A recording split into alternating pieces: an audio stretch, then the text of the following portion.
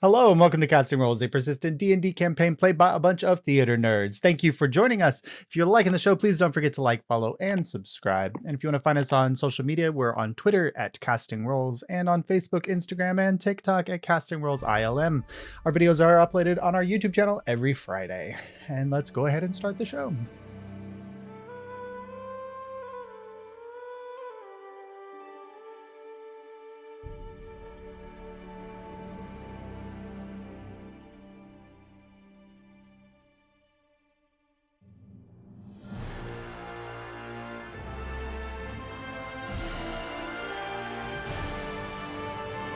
All right, so ticket takers, you arrived in Azulore, the underwater city of the divining wizards, and you traversed the city, met the Kinke Thurge, decided to earn your passport so you could gain access and traversal through the city, with the eventual plan of traveling to the Temple of Suvinar for a destined meeting with Naginda, who has been communicating with Marlowe through dreams.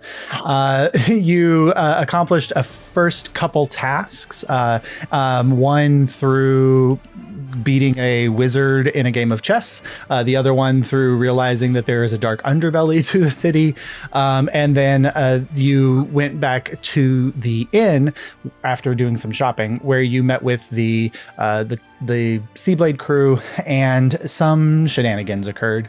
Thanks to some very, just, you know, the way the D&D goes, you sent a message, got an error 404 message back from whoever you sent it to, realized that there was some shit going down with maybe sleep happening or something weird, maybe somebody disrupting sending occurring within the town.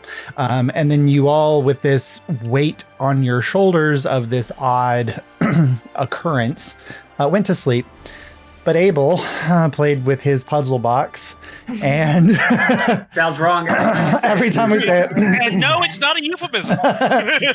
And Abel, a better way to say that. Well, I don't know. Abel woke up and found himself asleep, surrounded by the other ticket takers, the Seablade crew not far away, and the entire sleeping denizens of Azulore as well, and a city that looks like it had been abandoned for about the last 50 years or so.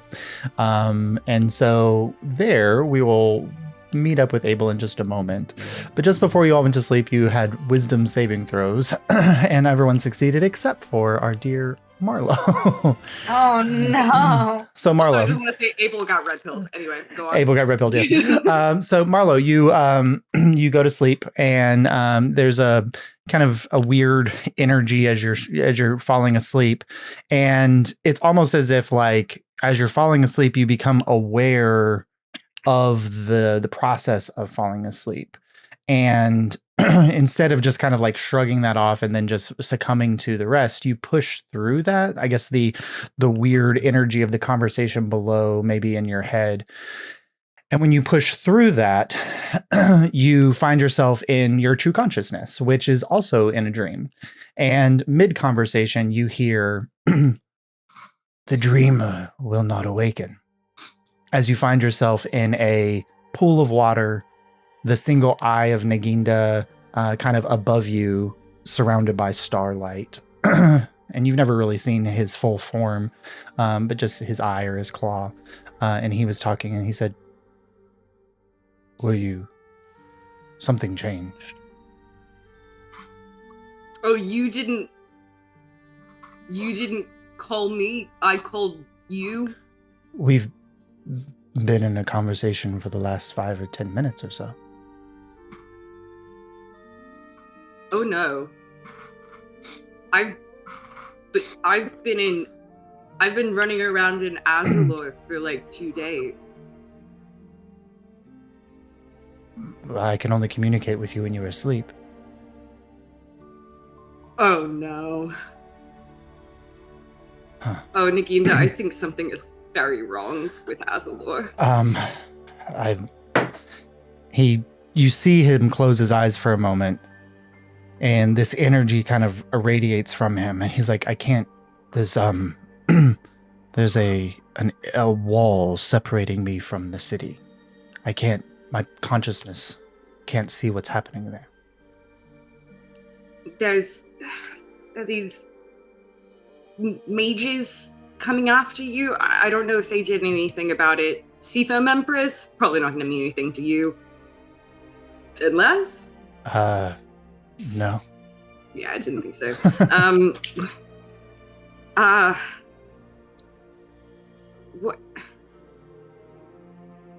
What could have caused us and the whole city to be asleep? Can you focus the energy with the blade for a moment? And the blade appears in your hand. Yeah? Together. Make a wisdom saving throw. Okay. I think I'm supposed to fail this? I don't know. I don't know if I'm supposed to succeed or fail anymore. It's all confusing. Yes.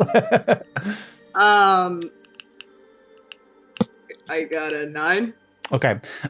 You feel his energy kind of wash out to you and then hit the blade. And as it's coursing through your brain, it's almost as if his mind is taking over yours, but you like redirect the flow of it back through the blade.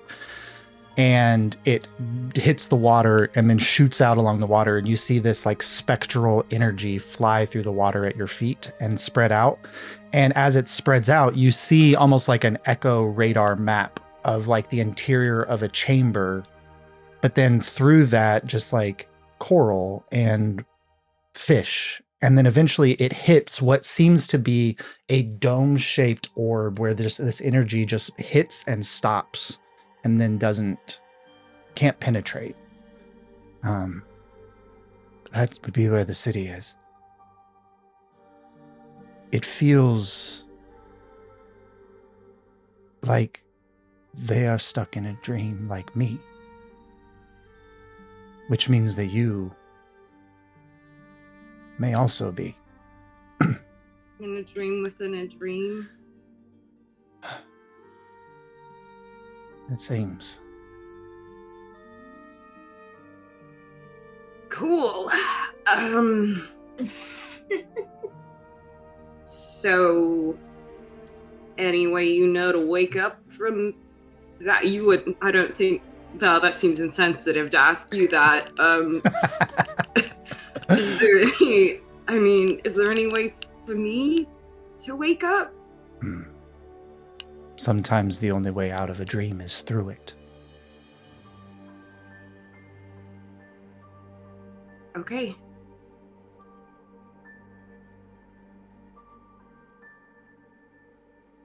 I'm really close. I think I should be able to get to you tomorrow, or at least really close. You're gonna be asleep when I see you. Do you know of a way to wake you up? I think that the sword is the key. Okay. Yeah. Blade is the key. Key blade. Got it.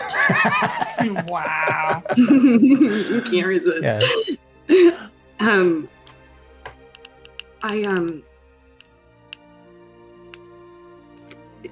This city is really messed up. It's,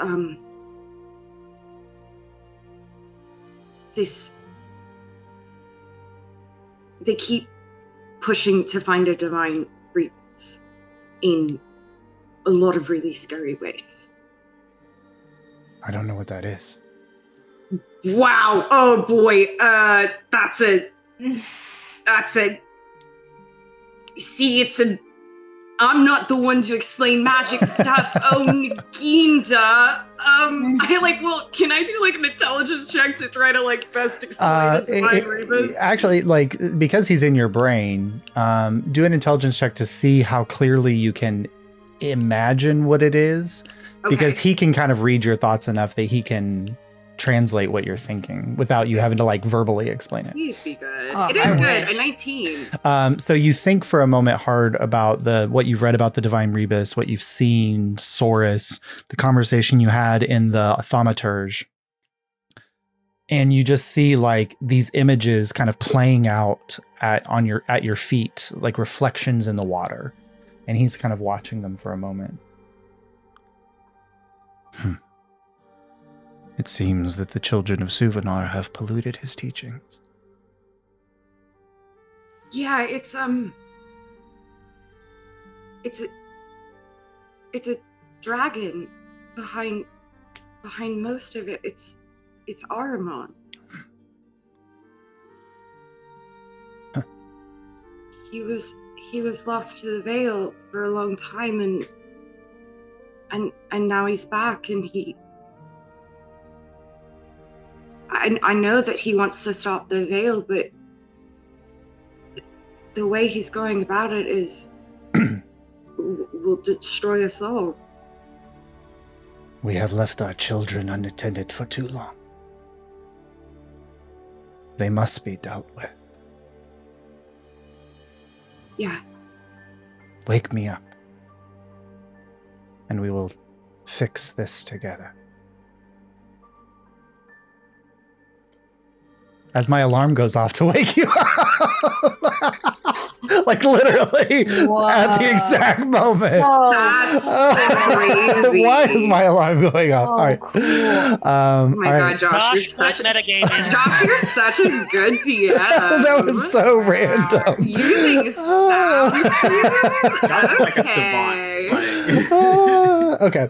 Josh is so good at DM that his brain is working for him, even when It's he's not. subconscious. Yes, that's true. Yeah. As he says that, you like fall back and you hit the waves, and then it's like your consciousness goes back into where it was before, and you're in just a regular, like whatever Marlo would normally dream about in a regular day. As the two parts of your consciousness like merge back together to the sleeping self in Azulore. Boy. Abel, you've wandered the city. You have found sleeping people. What are you doing? We found the wizard, right? The enchantress. You did. You found Tyrell Dimwala, I am going to who you haven't seen anywhere in Azulore. It's really strange. I'm going to, after my exploration, which I think is very on brand. And you tied her up, I think was the last thing you did. Yeah. Yeah. Tie her up, and I'm going to get to the business of reawakening the rest of the ticket takers. Okay. I will start with Marlo because I think they will be the most practical. Okay. What we should do How are you going to try to wake up Marlo? I'm going to slap Marlo just right across the face. Okay. Oh. Making it. To be fair, I think we tried to wake up Abel from the puzzle box by hitting him. You did. That's true. Like a long time ago. I think This has been. This is vengeance. Yes. Go ahead and make a attack roll against Oh, Marlo. an attack roll. With I mean, technically it would be disadvantage because she's. Oh no, it's advantage because she's prone. So With advantage. Yeah. Okay, hold on. It's not a ranged. it's not a ranged Josh's slap. arm is active. I'm gonna load my cross. He's slapping with mage hand. Oh my Load my God. force ballista. See if this will wake her up. Can you imagine? And I missed the thing. Oh, that's a 5. No. Wait. With advantage, With advantage. an 11 plus probably some stuff, but It's plus your strength. okay, so an 11. God. You can't miss, but it's just in the nature of like, are you hitting Marlo with enough force to do any kind Yeah, I of definitely damage? hold back. You know. Okay. So Marlo takes no damage from that. And you just kind of see Marlo's head kind of go to the side a little bit, but she does not awaken. Oof. Okay, is Anansi awake with me? Anansi is awake with you, yes. I don't know Wait, if he hold can on. Let's see. sleep. Yeah, because Anansi's awake with you. Okay, all right. I'm gonna have Anansi hit her with one of his force blasts that he's a lover, not a fighter. Okay. He's never really used his little. He can force blast this whole time? Yeah. Yeah, it's just a Wow. All right. Ever Like the used Star Wars Nazi where R2 suddenly attack? just like Yeah, it's not a very strong attack. Okay. Yeah. Cool. Not with advantage. He's gonna use his force strike. Okay, then that's with advantage. Yeah. So Anansi like climbs onto Marlowe's face. Sorry, a Nazi slapping me? Yeah. Cool. Nice. Ooh, a 14 and a 15. Okay. One of those definitely hits.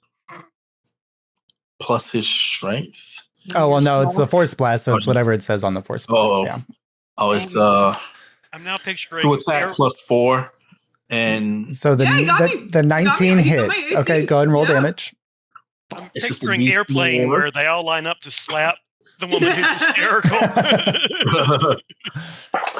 it's a D4 plus 2.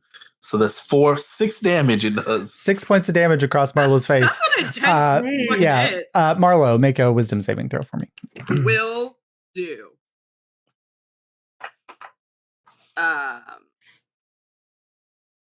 That is a 15. 15. Okay.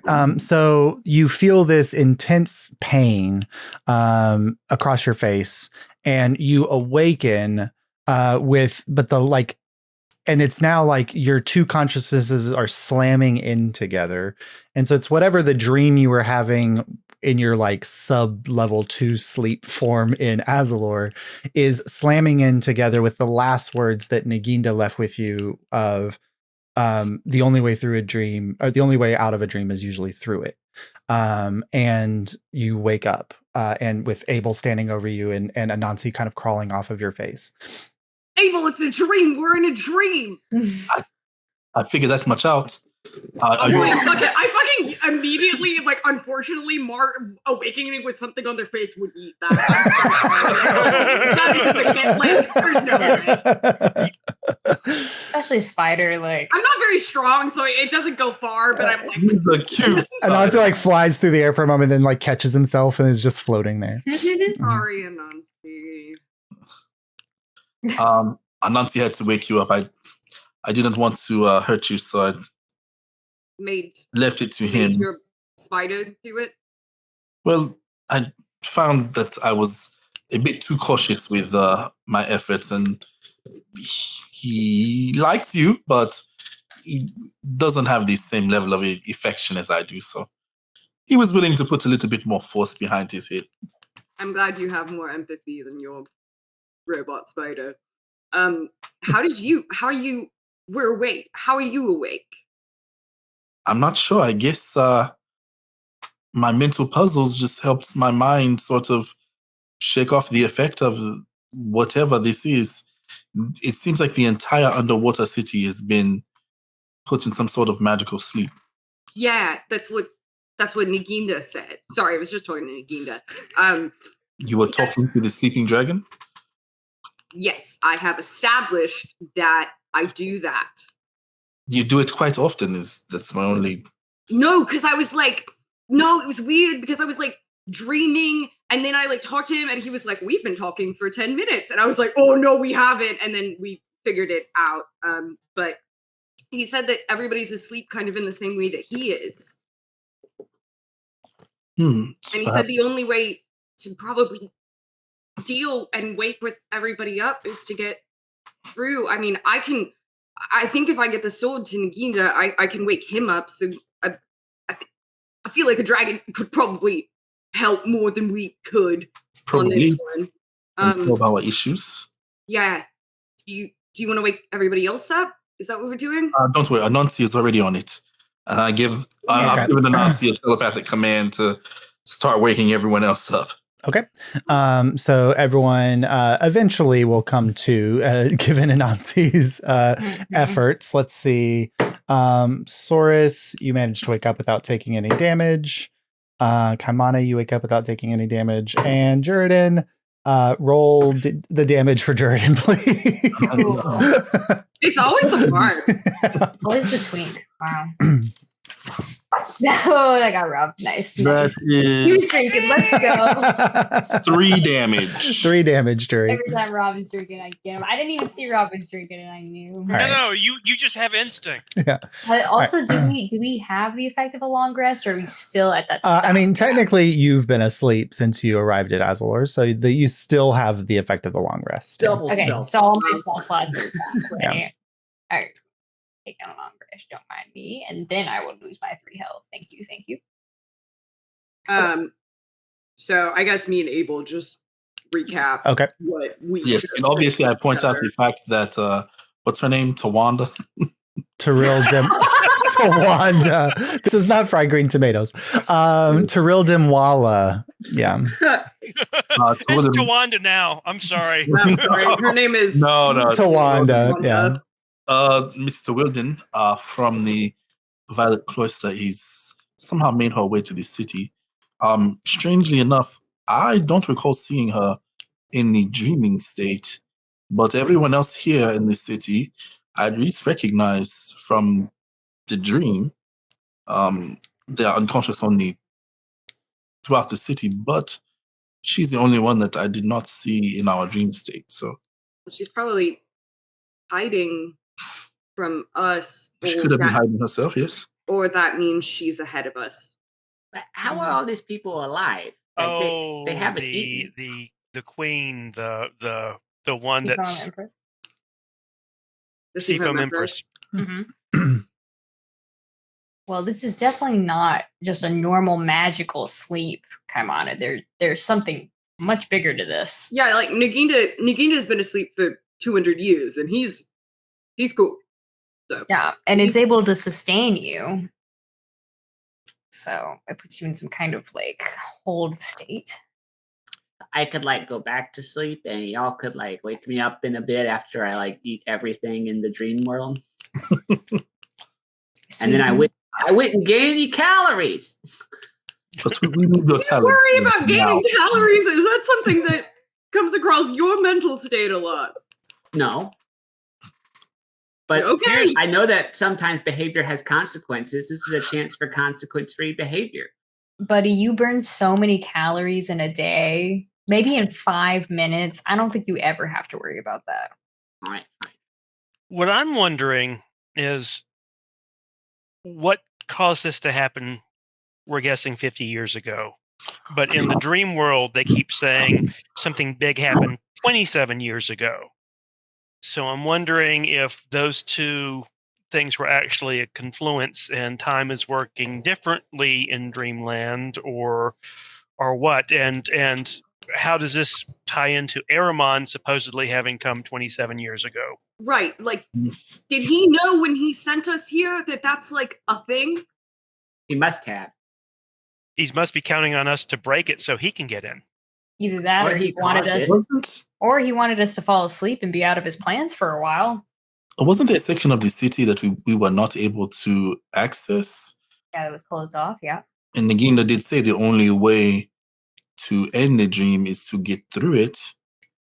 Maybe we need to find a way through the restricted part of the city in the dream to break the spell. Yeah, let's go there now. Well, hold on. I mean, now? What, somebody's going to stop us? Well, there's also a lot of city we could explore unimpeded. We could try to see what is there in the physical world, and perhaps that will give us answers. Oh yeah, the library. I bet they're going to restrict us. Also, how about this person you tied up that we have right here? Wait, that doesn't make sense, because if Armon knew that it was a dream, why didn't his ass just wake up and go to the library? Am I insane? Well, we need to go there because maybe the library only exists in the dream world. It also might be tied to those passport checks. Maybe those reestablish you falling asleep. But he got access to the library, right? Or you have to get them, but something that happens in the dream world because it's a magic stamp transfers over to the real world. So the only way to get access is to go into the dream world because there's no way to get permission here. I don't remember. Did I try to go through the restricted area when I was? I mean, you didn't like actively say you were, so I didn't. You were Okay, just kind no, of I like get that. walking around the main Palladium area. This also gives me wonder with all them, the things that of trying to create a divine rebus. Those never actually happened, so their prophecy books are fantasy. They're dreams. yeah. Well, if they gain the knowledge from the dream, though, I mean, can't they just do it again? It is a way to Yes. experiment. But we could burn the place down before they come back awake. Oh my god. You guys are always burning it down. I mean, we are good at it. Let's hold off on destroying. We've like burned something down once. Like it was one time. Why is that like always the go-to now? Like I'm not 'Cause saying it was that so we shouldn't. easy. Okay.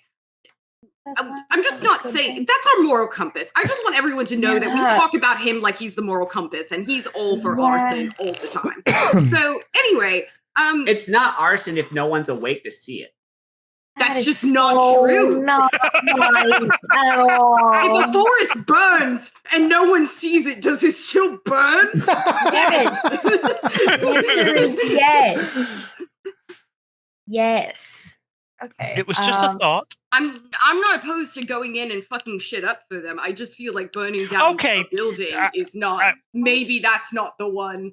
Maybe Well, that's a draft. Let's We woke find up and the, it was find the like- lab. Maybe I meant it figuratively. Let's just find the lab and trash the lab. Yeah, That could be steal their fine. shit, We for just fuck sure. up one specific evil section. Okay, I'm good with if that. their cool machines happen to break, that'd suck. Yeah, we woke up and it was Let's like not this. settle on Y'all know- destroying ancient, timeless magic. You know, we can perhaps find other ways than just completely destroying.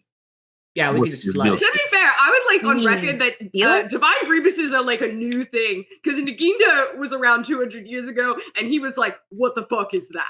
So that's not like ancient magic. That's like pretty. Naginda had no idea what the rebus is.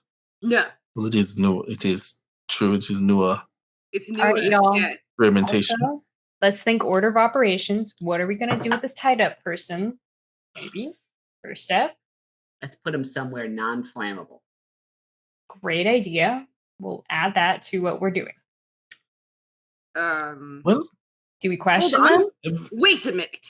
If I I could. DM, if I put a brand of castigation on Terrell Dimwalla in real life, Mhm. do I think it would transfer to the dream and I could figure out where she is? I mean, you could certainly try. I'm gonna try it. Okay. I go ahead and Brander. Okay. I think this does do a bit of damage, but I can't Do it. remember. We can heal him. One or I think in order to brand No, something. it only does damage if I hit her. to wake So I him don't up. hit her, I just brand her. Okay, cool. So Tyrell is branded. And so as you're kind of focusing on the brand, I mean, Tyrell is right in front of you. And I'm going to do it between her shoulder blades. Okay.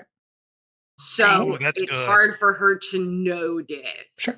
Because she will, like, it is a dispel thing. So Mhm. I know she can get rid of this, but I don't want her to figure it out too soon. All right. So Tyrell is branded, and I mean, you're tracking her in this plane, and she is asleep right in front of you. Yeah. Mhm. Right there. Yep. Cool.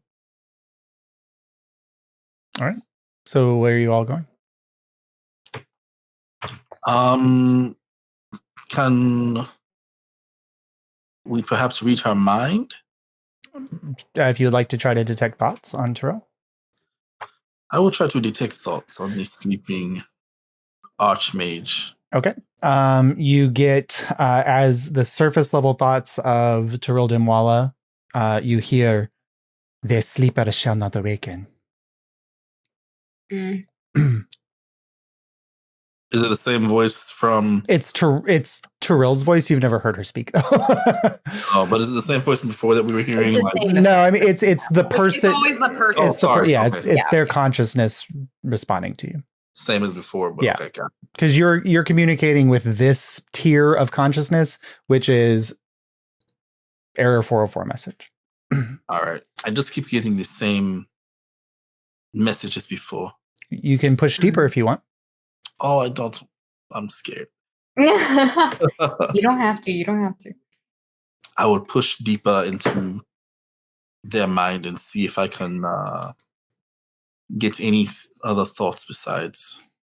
Okay. Wisdom saving throw. That is a 10. That's a failure. I'll definitely.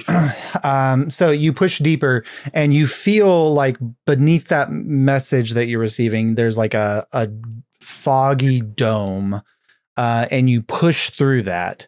And then you get into the inner consciousness of Tyrell Dimwala, and you hear her, she's thinking and she's saying, where did they put that? The library. Which passageway is it that goes into this specific section?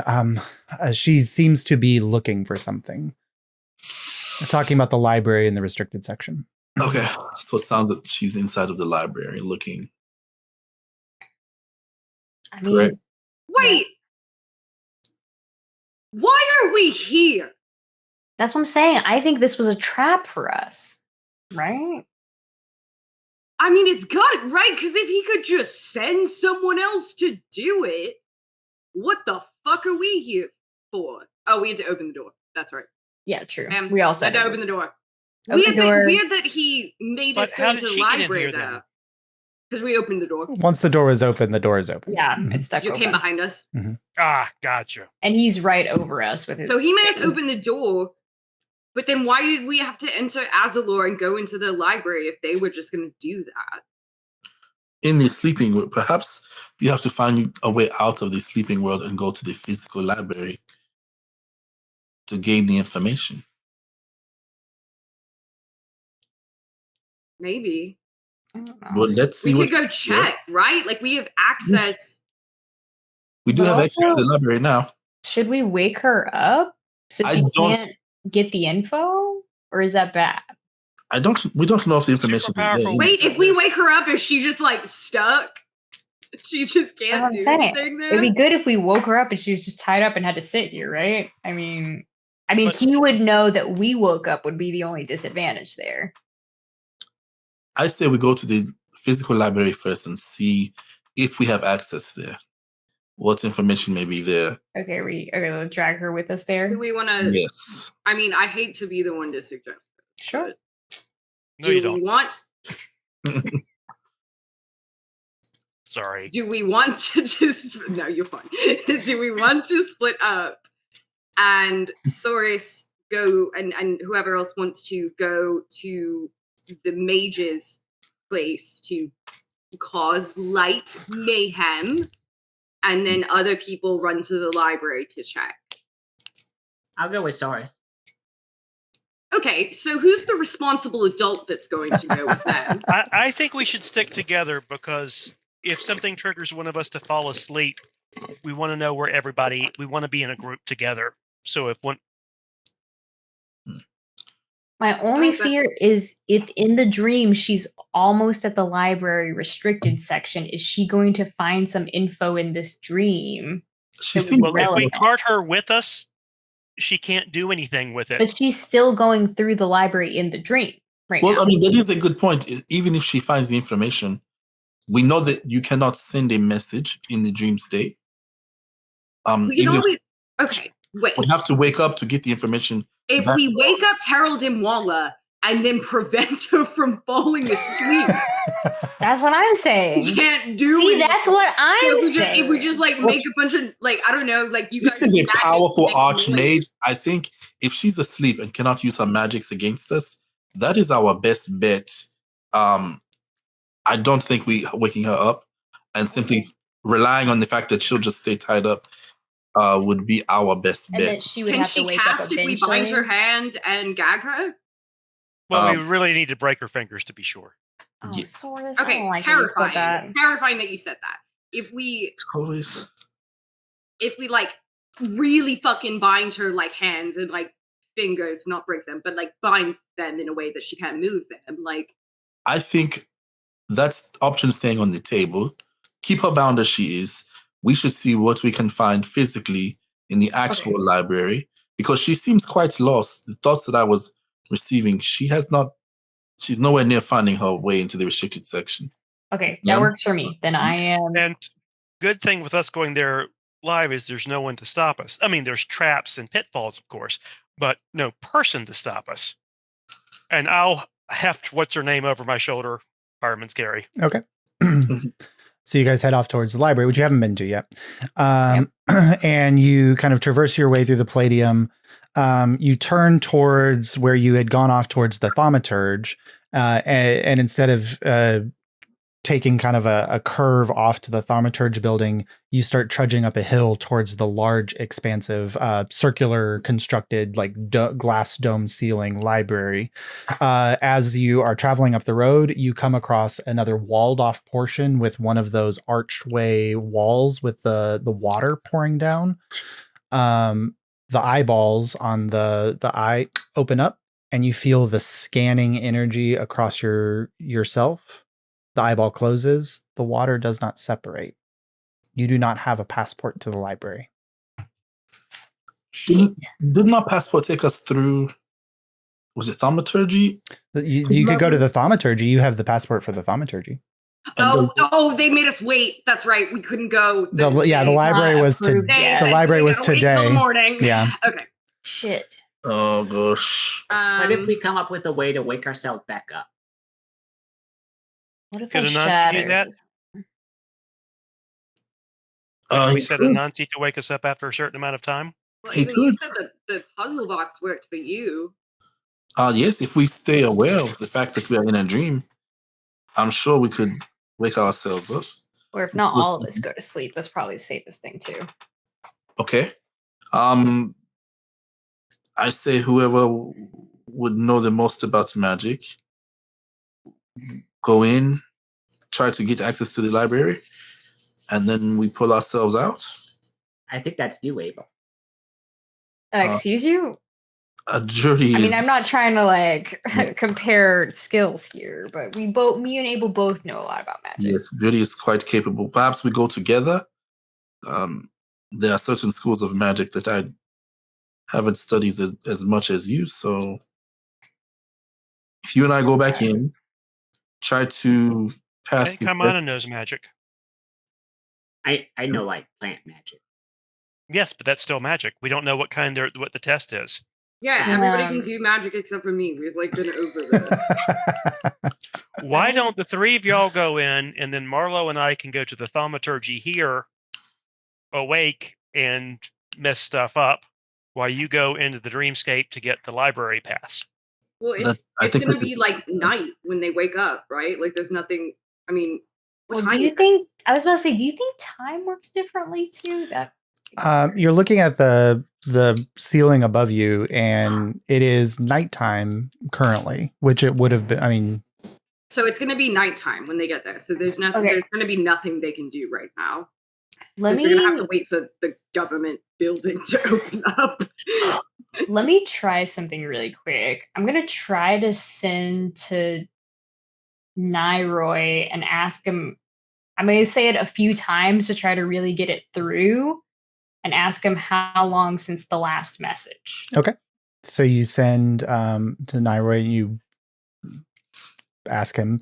How long since last message? How long since last message? How long since last message? The return comes, hey, Jerry, I'm not sure why you're repeating yourself.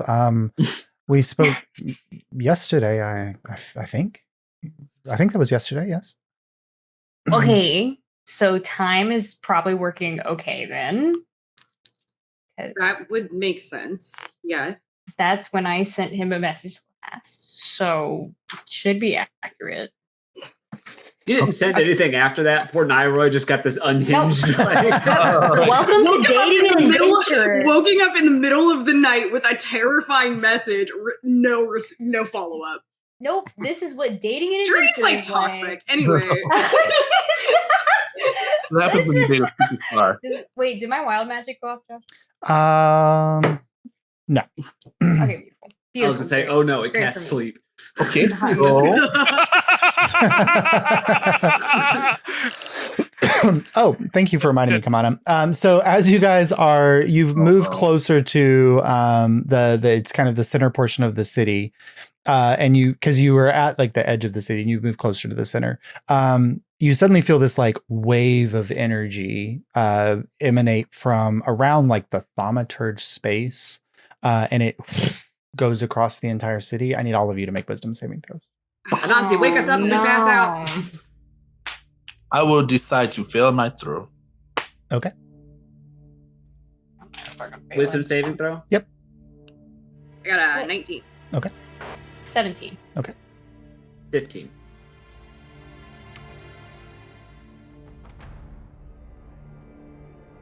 Other sheet.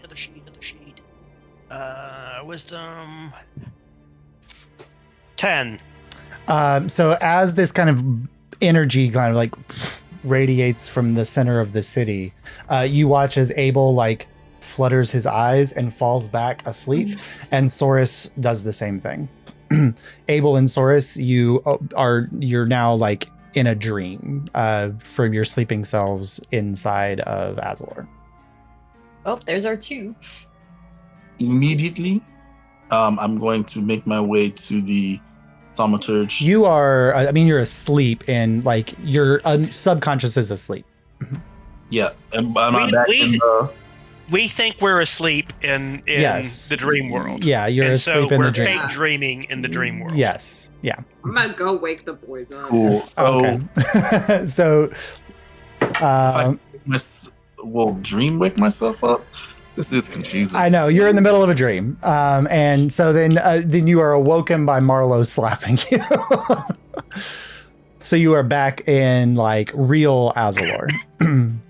Oh, I was trying to make my way back to the dream Azulore to see if I marked the time, so we can figure out how often this pulse happens.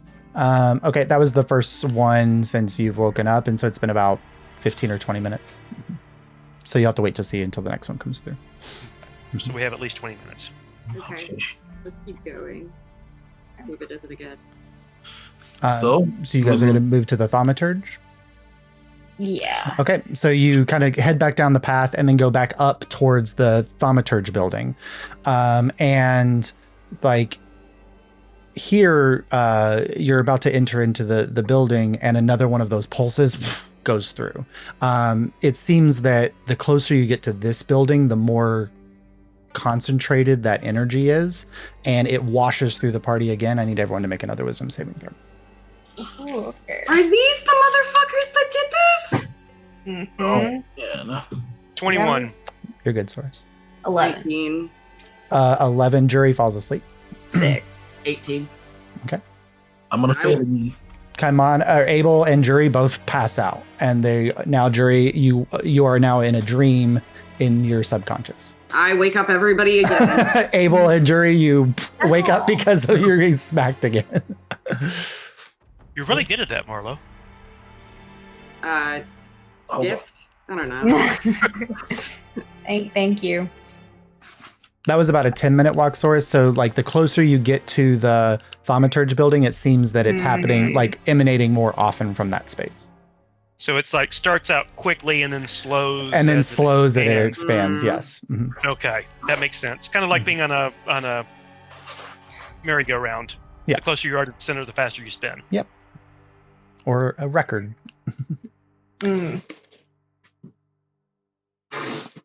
All right, keep venturing in, I guess. All right, so your passport allows you entrance. You enter into the thaumaturge building, and the long dormant lighting in here, the moment it senses your presence, bursts into light, and you just kind of are walking by, and you see people like in lab coat type gear with paperwork just slumped and asleep in hallways or over desks. As you keep walking through, you pass by labs where there are long dead experiments, beakers that are filled with dried chemicals, people just slumped over and asleep in random places like they were mid-work when whatever made them go to sleep occurred. You keep trudging deeper through the thaumaturge, and you get to that large central chamber that had the walkway over that clover-shaped pool of water, or of divine rebus, beneath you. And as you get to this entrance, another goes through. Everyone needs to make a wisdom saving throw. I'm down. Okay. Is this a charm effect? No. Okay, I'm just wondering. I got a 9. Hey, wait a minute. Magic can't put me to sleep. Yeah, this is a weird version. This is a weird one. This is weird. Yeah. I just want to make sure. Yeah. This.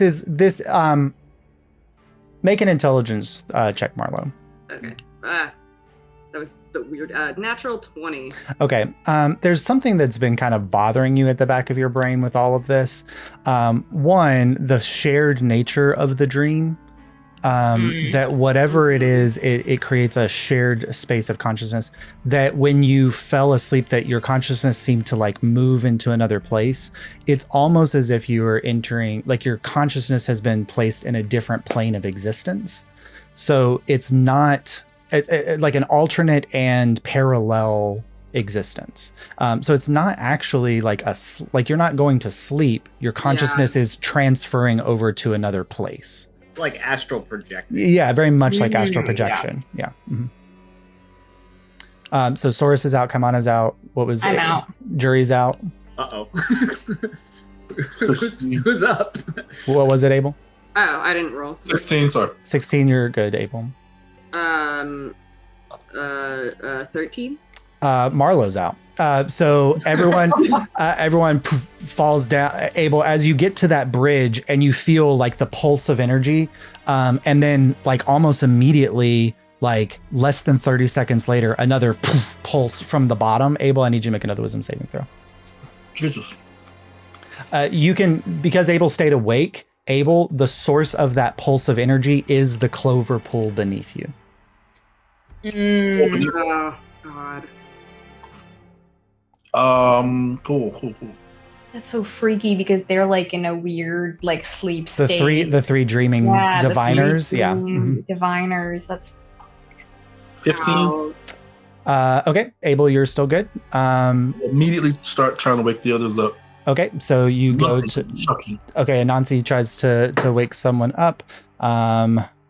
First one's a failure. Second one is failure. Make another wisdom saving throw as another pulse comes through about 30 seconds later, Abel. Oh my God. Mm-hmm.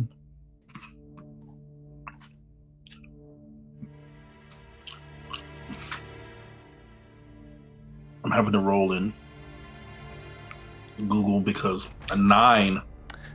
So as you're trying to command Anansi to wake Marlo up, it hits you and you collapse onto the bridge, and you are asleep. All 5 of you knocked out as you approached the source of this energy piece.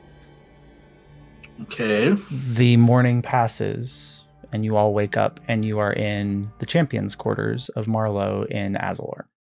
Do we remember everything? Yep. You know what happened? Okay. Yep. Mm-hmm. Shit. How do we wake ourselves back up in the real world? I'm gonna try something. Okay. I'm gonna go to where I remember passing out, where my body is. Okay, so you all watch as Kaimana just gets up and leaves the inn, and then is heading towards the thaumaturge. Is anyone going with Kaimana? Wait, you're like just gonna walk into that building? Yeah, pretty much. And you're gonna be like, sorry, I'm gonna meditate here for a second, and they're gonna be like, okay, cool. They're not real. Yes, they are. Their consciousness is real, Kaimana. They're real people. We're all just transported on a different plane right now. Our brains are in a different plane, but we're all still here. Our souls are somewhere else right now. That's It's just we left our physical bodies, kind of. All right, we just woke up, Josh. Yep. So I can shuffle spells. Yep. Okay, hang on 1 second. Uh-oh. Abel, can you only use the puzzle box at night? No. I can use it anytime I wish. It's just like a We should go to the library. We need to get the library permission. Pass, yeah. Which they're supposed to give us today, so we might as well get it anyway if we're going to Do try we to want make to go? let's go get the permission. Perhaps That check would- out the astral library to see. Okay. So we're gonna have to. Well, okay. So, okay. So, no problem. I did promise Ariel Squall Leader that I help her find something in the library. So, You didn't say whether the sleeping world or the waking world. No, because but- Arian will interpret that as us not helping. Yeah, Not I there. kind of made like a huge promise to her, and then they're gonna help us fight the Seafoam Empress and wake the dragon up. So I really do want to keep that deal with the pirates. So that'd be pretty useful. But I mean, are we gonna tell them? All right, Josh. I think it'd be helpful. I mean, what are they gonna do about it? Just be like, oh, that sucks. Josh, all my real magic items are on my body, right? Yeah, anything that you have access to, you have access to in this Yeah. space as well. Okay, I cast Dispel Magic on myself. Okay. Go ahead and make a. Actually, it doesn't matter. You cast Dispel Magic, nothing happens. Damn it. Yeah, it doesn't seem. I mean, we were casting a lot of spells and stuff that would have had an effect, but it doesn't seem to have an effect here. Now, there's still one thing I haven't tried yet. So I went into that grove, right, Josh? Yes. Okay. I'm going to go to the Dream Grove, the grove I'm in right now. Okay. They had like plants and stuff in there. Yes. All right. I'm going to find a plant that's like less agricultural, something that needs tending, and more is like something that's decorative that looks like it's going to be really resilient, like a vine or a really big tree or something. They have a whole orchard of like not apple trees, but like lemon trees. You could try one of those. All right, I'm going to find the lemon tree that is like the biggest. Okay.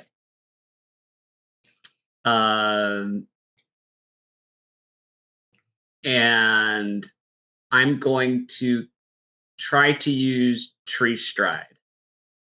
Ooh. Okay. And where are you trying to stride? The same tree, but in the real world. Okay. Oh, that's good. All right.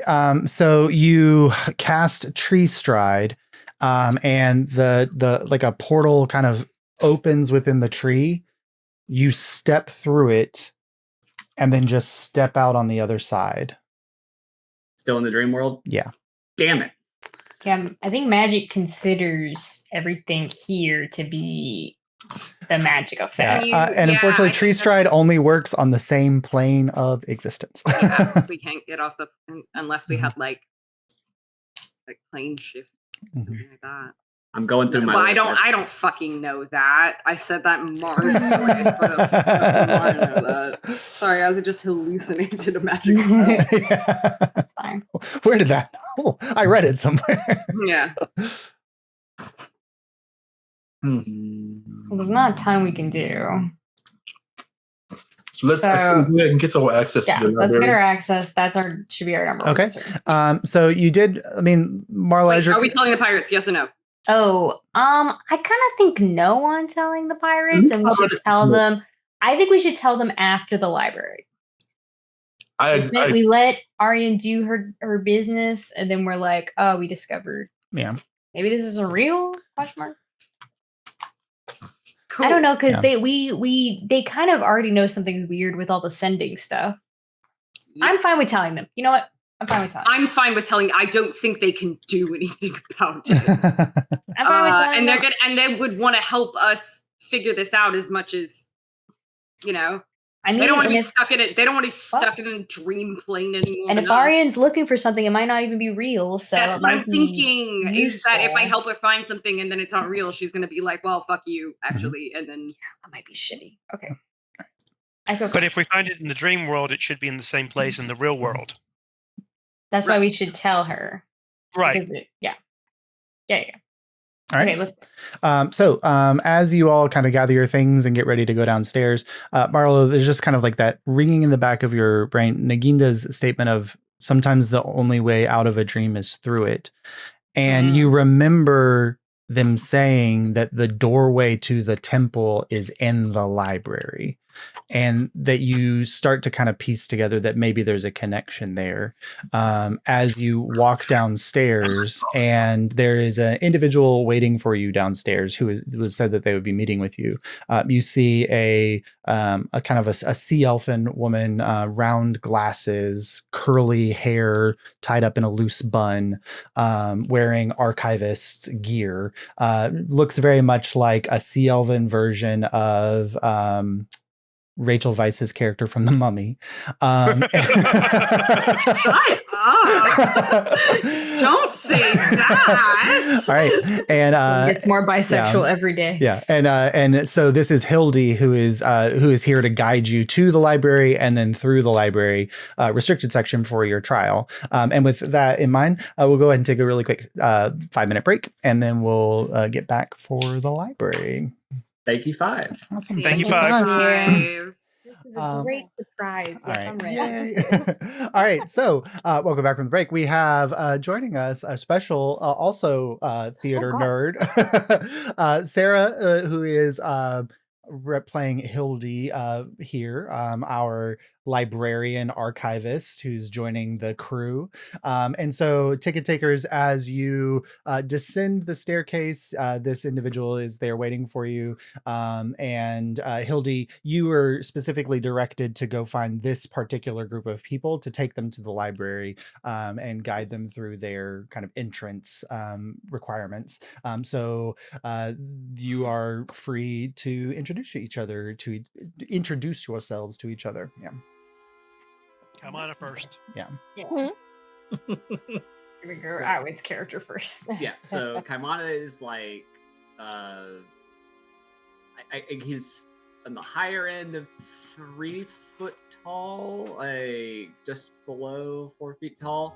Little otter looking dude in a like loincloth and just covered in knick-knack bric-a-brac, like yeah, like any random item you can think of is like dangling off his person at like some point, or his clothing or his backpack.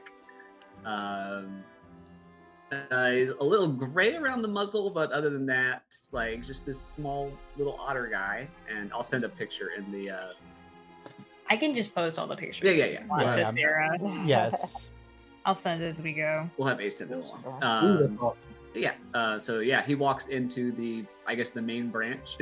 Well, so this is the lower portion of the inn. Like Hildy is waiting for you at the inn. So, Okay, great. Yeah. Hello. Hello. You're a little otter man, aren't you? I'm Kaimana. Who are you?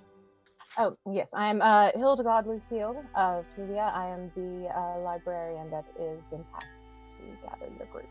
Oh, great. Yeah, like I said, I'm Kaimana. This is Mar. Okay. Hi. Mar is a half elf with tan skin, long black hair with like streaks of gray, wearing a like a navy like long overcoat, with like a Western style black hat, and kind of like yellowish hazel eyes, and Yeah, looks unarmed, interestingly enough. And just kind of goes, hi, I'm Malu Avion. Ma. That's fine. Prefer Ma. Yeah, that's fine. Beautiful. And is the others with me? What's happening? Source, you go next. Source, you go next. So I can. I'm finding Okay, the drawings. You're fine. Kaimana is not the only anthropomorphic animal in the group. All right. Saurus is about 5'10". He's a giant white rat that walks like a normal person. He has an eye patch over one eye, and he is dressed in white pants, white shirt and vest, and a white long overcoat with red trim and gold buttons. And he also is unarmed. Hello, I'm Saurus. Nice to meet you. Very nice to meet you as well. How do you And come back? you've never seen his species before. It's true. No. Yeah. She said, "How did you get so big?"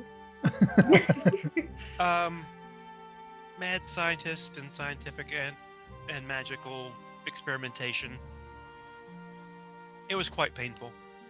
Oh, okay. Yes. I apologize for your issues. Sure. Well, I'm apologizing to do. She Canadian?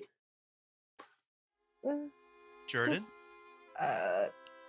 Okay, so you go. The camera pans, and then they're a half orc, but instead of like a big buff half orc, they're like a very svelte. I always call them the twinkish half orc. They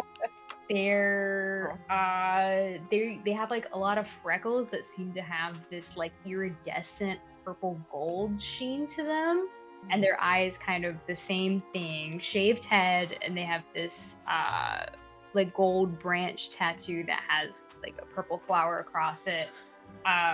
This ref is old, but they have like a purple gold outfit now. But this is the only accurate ref I have. But they've got like a rapier at their side. They've also got it looks like they've got like a violin and then also like a dulcimer. They like tied together. Violin case, dulcimer case, and they don't look like they're wearing any armor either. Just very fashionable clothes and like the high boots. They're fabulous. Yes, Jordan's like, my name is Jordan Elegy Windsor. You can call me Jury. All right, so it's a preferred name for you as well. So we have Ma, Jury. Yes. Was it Kaimana. Kaimata? Kaimana, yes. Kaimana. And Like the olive? yes, that's, I was No, wondering. Kaimana. Kaimana. Gotcha. And I'm so sorry. I was so Saurus. distracted by your height. Saurus, yes, thank you. All right. And then Abel steps forward. In yeah. metagaming, it's French for rat. Or mouse. Beautiful. Yeah. Beautiful. You're muted, Abel. Souris.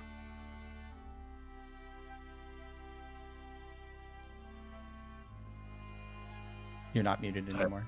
I was just repeating sources. Rat with a gat. Oh yeah, he does have a pistol He does have a on gun. his Which on is his very waist. rare. Yeah. Like you've probably never seen a pistol before, Hildy. No, outside of a book, no. Yeah. My name is Abel Abioye. Maple, yes. I am a citizen of the island nation of Nuevia. Which means nothing to you, Hildy. Perfect. And Abel is just your typical human. Just a guy. I'm just a guy.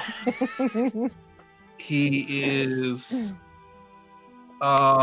his late teens, early 20s, young man finding his way in the world who stumbled upon the ticket takers who have just plunged him in all types of escapades and adventures. Shenanigans. and helped him to grow as an artificer. Yeah. Oh, he's dressed very, I guess, extravagantly compared to most people in Azulore or in Alyria. So a lot of necklaces and jewels. They say that he kind of jingles when he walks, but Jingle jangles. I think that's just Kaimana's obsession with shiny things. It's not really true, but and like sort of very nice, well kept robes and sort of flowing clothing. Beautiful. Metagaming Ronnie said he was influenced by Wakanda. Oh, lovely. Yeah. Well, before you is a sea elf.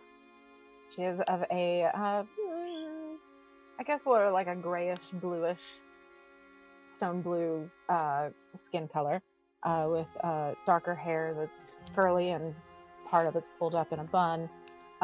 Just looks very put together. Very.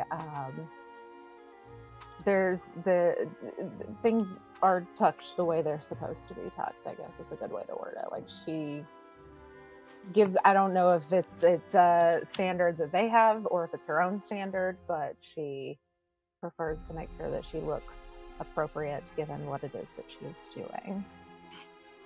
She has a large brass ring on her index finger on her right hand as well.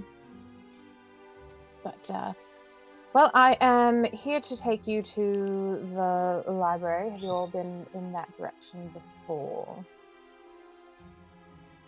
All of these Yes. beautiful blank stares, I'm not sure. Yes, we have been in that direction before. But you have not actually been inside of it yet. No. No, not yet. Well, we will take you inside. I don't think that your task requires you to have a library card, but if you decide to get one, I could point you to the circulation desk for that. Unless I'm told otherwise. But as we go, I just want to go, if you guys want to follow me, I will lead you that way.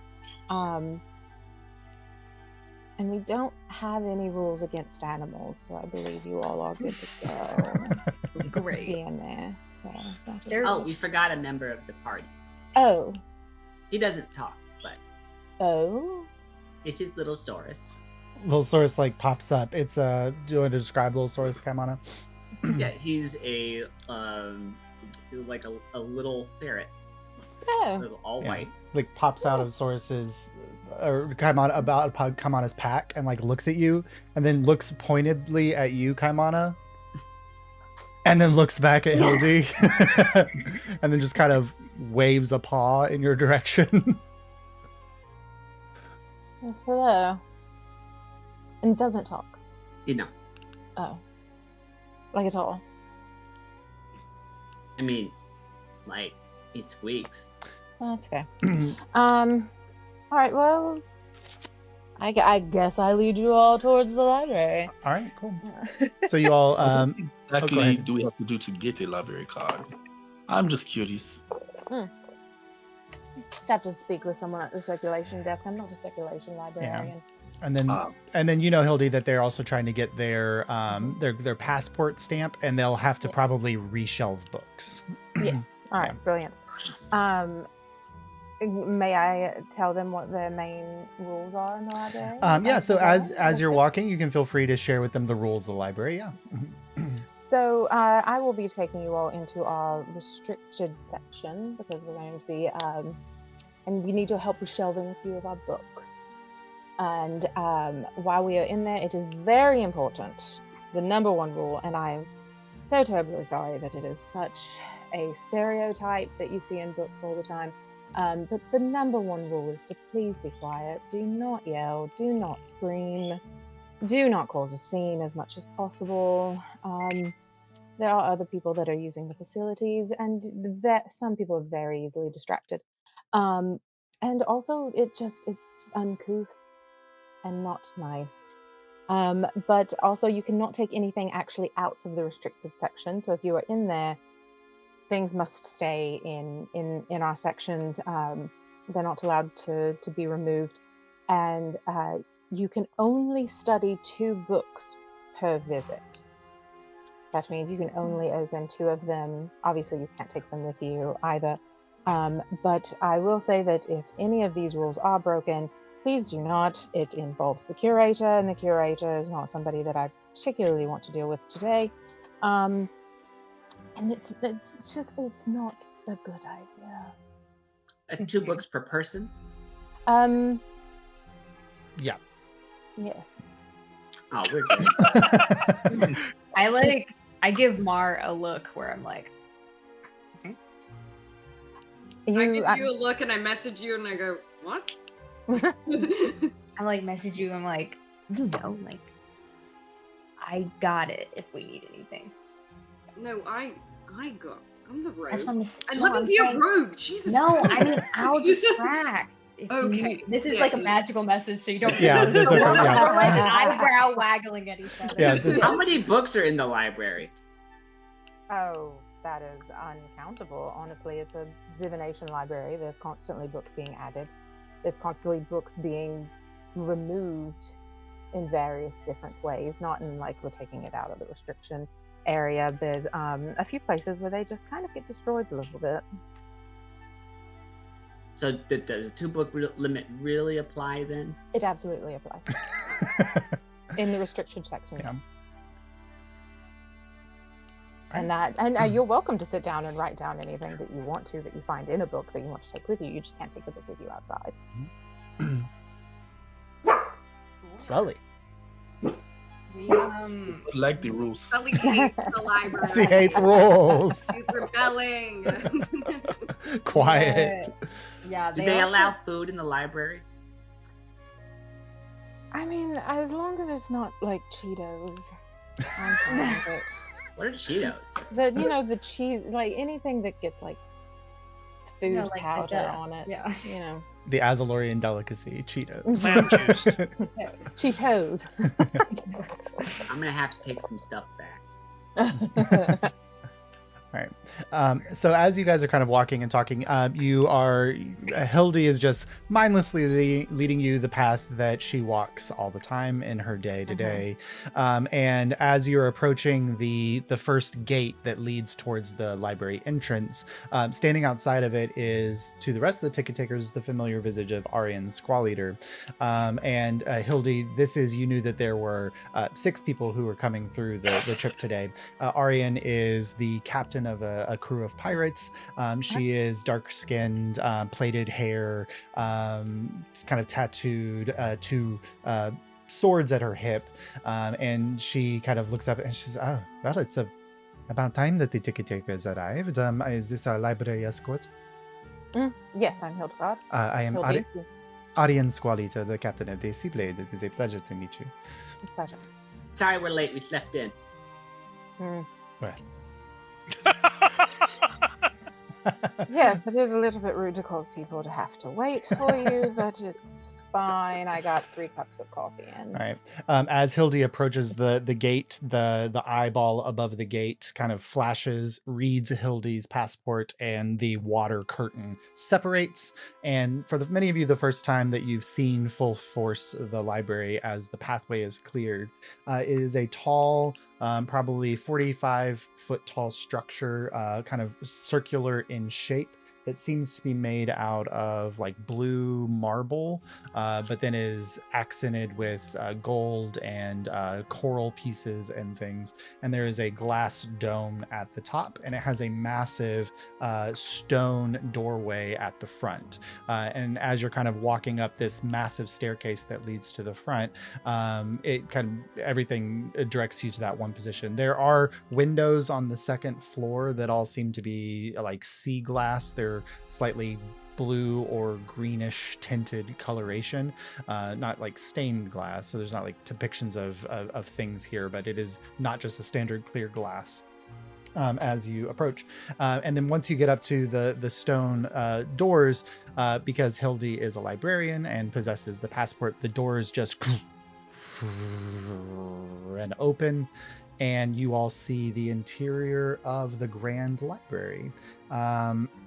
Inside, you see the massive blue and marble walls kind of continue in here, and there are, even though it's a 50-foot tall building or so, excluding the dome, there's only 2 floors here, but they are tall, like 3 shelves, stacks of books going all the way around the interior, and then smaller shelves on the inside, and that's true on both levels. At the very center of the building, there is a large V-shaped staircase that seems to be made out of some kind of bleached wood, and the staircase is slowly revolving, and it never seems to stop. And so you see people kind of walking up the stairs, and they just like step off the stairs onto the second floor wherever the stairway has stopped, and then there's other people who are on the second floor who wait for the staircase to get around to them, and then they step onto it as they descend down to the lower level. And then beyond that, you see a massive wooden circulation desk that then has seems to be a pathway behind it that's sinking and descending lower into the library. This is all really impressive, Hildy. Oh, thank you very much. I actually had nothing to do with the building of it, but I can also enjoy the architecture as well. Did you always want to work here in the library? Yes, actually. I grew up with the fervent desire to be one of the librarians. I'm a part of actually the Alyria household, who is part of the main library staff, to be totally and completely honest. Our head librarian is also from that house as well, but basically raised so that I will be a librarian. So this is your dream job? Yes. Dream I job. hate you so much. I'm gonna quit the ticket takers. I told you. Sarah knows that you were all I in a know. dream, but Hildy doesn't. No. That's why I have to quietly approve of the joke. I stare at you. Hildy, we were told that there were also books here that were like about us, like divining our futures. Are those part of the restricted to her kind of deal? Yes, I mean, you're welcome when you're in the restricted section, when we're in various different rooms, because there are separate sections for everything that we're going to be dealing with. And part of the reason that I'm with you, as I know more about the rooms, but as long as you are just studying 2 books, no more than 2 books, you're welcome to read whatever is in there. But I do tell you this with caution, because it has caused some people to lose their lives. Wait, what do you mean by that? Wait. What do you mean by lose their lives? Oh, we've had deaths in the library. From what? Is it the staircase? That looks not certified. I mean, Hold on. While you say that, this older gentleman is walking down the stairs, and he like misses a step and like tumbles 3 or 4 steps, and is like, "I'm okay. I'm all right." Just like- Jerry's an old. Jerry's like, we're in a dream. He's fine. He's fine. Reginald. I don't know. If Wretched. you die in a dream, does it all. what's that saying? if you die in the dream, what are the Inception rules? Like, what are these Not deaths my like nothing. related to statistically? Like, Oh, various different things. People have gotten themselves lost in their own books and in their futures, and what could have been and what could be and what might have been, and they just lose complete track of everything, and they've stopped eating, stopped drinking, and have perished that way. There's people that, again, I'm going to reiterate, the rules that I gave you were not just in passing, and not just me being like, oh, it's a library, let's be quiet. It's very serious. The curator actually has also caused a few deaths, because there's been people that have very actively gone against the rules. And I mean, I personally don't plan on killing anybody unless I have to. But, you know, there has been... there's been moments where characters have come out of fictional books or even real books. We actually had like a mass murderer at one point in our stacks that came from an actual like biography book. Popped back out of it, started killing people. It was very messy. We had to send some of our books off to be cleaned. All right, that does it. I tie Kaimana to me. Wait, stop. What are you doing? No, hang on. I know how this goes down. I'm not consenting. No, I'm so sorry about my life. If you are resisting Kaimana, you may make a acrobatics check to escape, and Jury has to make an athletics check. I'm cutting words, you. You think I'm lying? I'm gonna cutting words, you, Kaimana. Okay. 10. Okay, well. And then cutting words. 10. If I rolled a 10, that'd be so funny. I rolled a 6, so you got a 4. So go ahead and make an athletics check, Jury. I rolled a 15 plus. So you successfully bind Kaimana to you. Yeah. You're not like fully bound to me. It's just like a toddler leash, okay? No. You're like toddler leash to me. I didn't say it was gonna be nice. It's not meant to be. It's a little shameful. All right. Okay, so you know how this is going. It's not like this is not like, oh, the person has to like keep tugging their toddler back to like in line. This is the person like trying to walk their cat and like dragging it everywhere. Also, Kaimana Josh, just goes limp. please tell me that doesn't activate my wild magic. Oh, let's see. What level spell is that? That's just my bardic reaction, but I didn't know. Oh, then it does not. Yeah, you're good. Okay. Good. All right.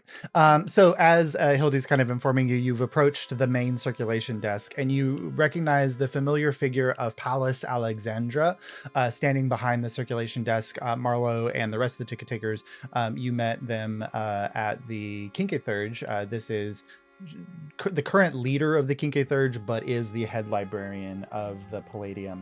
And she kind of looks out at all of you. Oh, ticket takers. I was wondering when you were going to come complete your task at the library.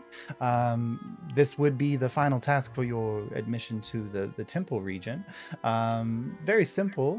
You are reshelving 6 books for us today in the restricted section, and I see that your archivist Hildy has joined you to help guide you through.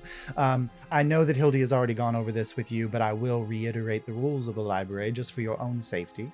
Quiet is, of course, important, as well as making sure that you do not remove anything from the restricted section. That includes both books or other people that you may find there. Make sure that you do not study more than 2 books while you are present. If you study a 3rd book, it tends to make the curator rather upset. And just as a general legal thing, the library is not required, is not responsible for your personal death, dismemberment, or banishment to another plane of existence.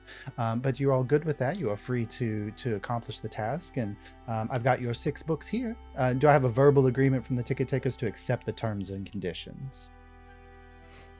Yes. So Pallas kind of reaches behind her and she grabs 6 books and sets them up on the shelves. She says, as a reminder, you are free to study these 6 books. Just know that if you do, they would count towards your 2-book total or 2-book maximum. And she kind of is laying each one out. The first book she lays out, she says, this is the Future Biography of Victor Rylus, volume 27. That must go to the biography section. The second text is The Fall of Anavir 1.93.b. That goes into insight check to see if this is like a deliberate "I'm going to fuck with you" moment. Sure, go ahead. Jury's fucked up about this. That is a 26.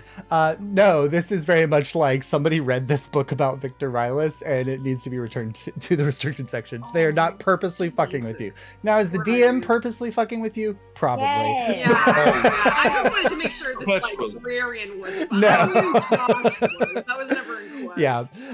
The second book is The Fall of Anarvir 1.93.b, and it needs to be returned to the Future Histories section. The third book is Primal Future in Flux, and that needs to go to the End Time section. I'm so sorry, Hildy. I hope you're wearing your dust guards. The End Time section has been relatively dusty as of late. It usually is. Yes. The fourth book is A God of Madness. That goes in the apocryphal section. The fifth is The Gems of Power. That goes into our magic and divination section. And then the final book is The Face of God, Artificing the Divine. And that goes into the science and technology section. So,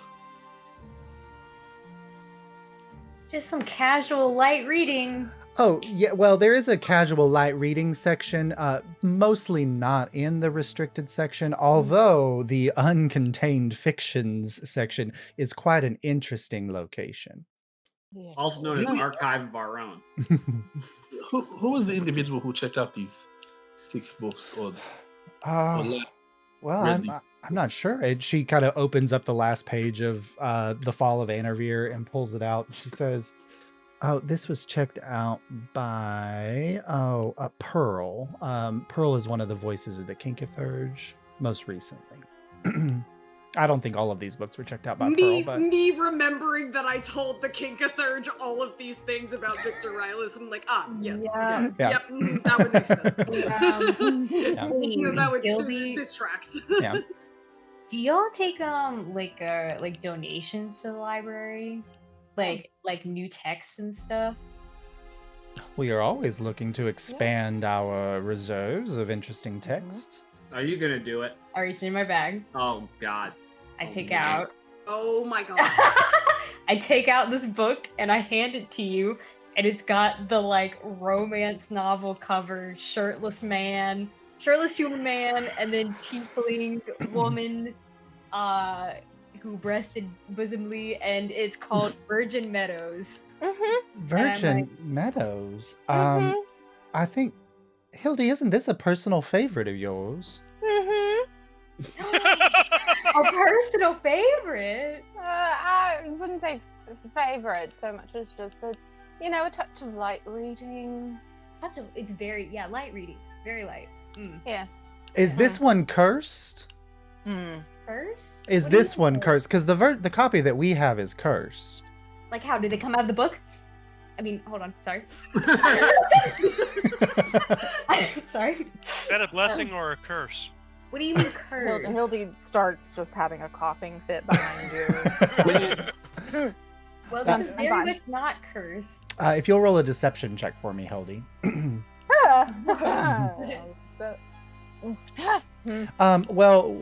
Unfortunately, if this is an uncursed copy, I'd love to add it to our fiction section.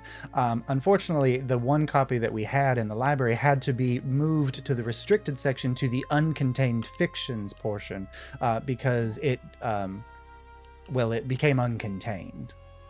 Like, That is a 17 in Right. deception. Passive Marlowe, I think, would pick up that there's something I wrong have a with 20. would pick up with that there's something wrong with Hildy with this conversation around Virgin Meadows. Yeah. well, I mean, it's very it's a pretty, I don't know, kind of tame. You know what? novel. I'll hold on to it and I'll retell it later. That's all right with you. Yeah, I don't care. Here you go. Um, I'm like, in my brain, I'm like, this is a dream. Here you go. Take my fucking book. I'm all not right. like handing you the actual thing to, All right. to jury. So I'm So, like, here you go. so Hildy, you have another copy of Virgin Meadows. Here you go. Curse free. Oh, Yeah. beautiful. You can finally get to the part where she becomes a horse doctor. I don't know if you got to that part yet. Oh my god, that's such a I've spoiler. gotten to that part. Yes. Oh, okay. Mm-hmm. Yeah, it's such a twist. It's woo. Twisting. All right. Well, I knew I had that right. Sorry. no. Anyway. What an unexpected turn of events. All right. Crazy So, random happenstance. so Palace kind of lifts up her hand, and she kind of is casting a spell, and you watch as this large marble sphere-shaped object behind her begins to rotate, and then it rolls out of the way, and the passage to the restricted section is open, and it descends in a staircase down into darkness. So unless there's anything that the ticket takers want to look at up at the the ground level portion of the library, you are free to now enter into the restricted section. In we go. All right. I'm ready to go. All right. So go ahead I ask- and go ahead. Yeah. Can I ask Colby if there are any rules against magic while in here? Are there any magical things? I mean, just would wish that you don't do anything that could hurt the books, but Okay, cool, sweet. All right. All right. Hildy, if you could do me a favor and roll a D8 for me. How do I do it on this one? There it is. Yeah, down the bottom. You can click the little D8. I and then found roll. it. Yep. Beautiful. Where does it go? Oh, Jesus. Okay, hi. That is an 8. An 8. All right. So as you all descend the staircase, it's very weird because as you get to the top of the staircase, there are these beautiful white marble stairs that descend, and there's 2 lanterns on either side of the entrance, but the light doesn't seem to go more than 15 or 20 feet down, and it's almost as if the staircase itself just vanishes into darkness, and the light doesn't penetrate that darkness. You, as the ticket takers, you may find yourselves a little apprehensive about approaching this darkness, but Hildy steps forward, trudges down the staircase, and you just watch as Hildy vanishes into the darkness, like about 15 steps down, and then you all follow down further. I cast light on Kaimana's staff. Okay, you cast light, and it has the same effect as the torches, where it hits that kind of wall at the 15th step and stops. But you have a light now on your torch, Kaimana, or on your staff, Kaimana. And so You're all going to walk through it before I do. I'm being dragged on a leash. Are you like one of those toddlers that refuses to walk when Yeah, someone- absolutely. I just dead see weight. him like doing one of those Dr. Seuss slink down the staircase. I've got the 2 like mage hands just toting you along.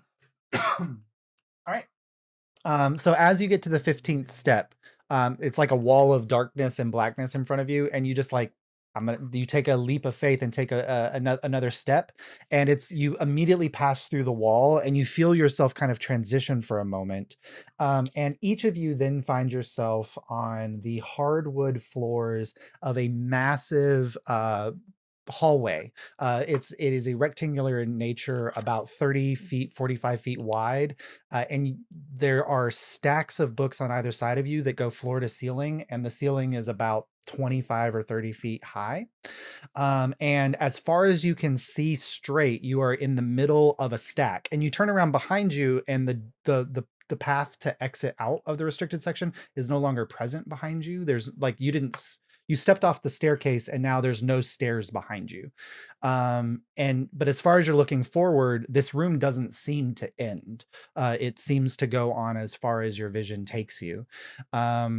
Passive perception, Marlo, as you're kind of walking through this space, you just kind of look to the right, and you notice like there's a book with a spine that's facing you to the right, and it says Lunaria Mistweaver, Early Childhood. And the book next to that is Lunaria Mistweaver, Teen Years. The book next to that is Lunaria Mistweaver, Early School Age. Like, and you can see now that this whole shelf is like the history of Lunaria Mistweaver. When you look at the shelf above that, it's like Lunaria Mistweaver, and you notice the dates on it are this year's dates. So it's like a present shelf.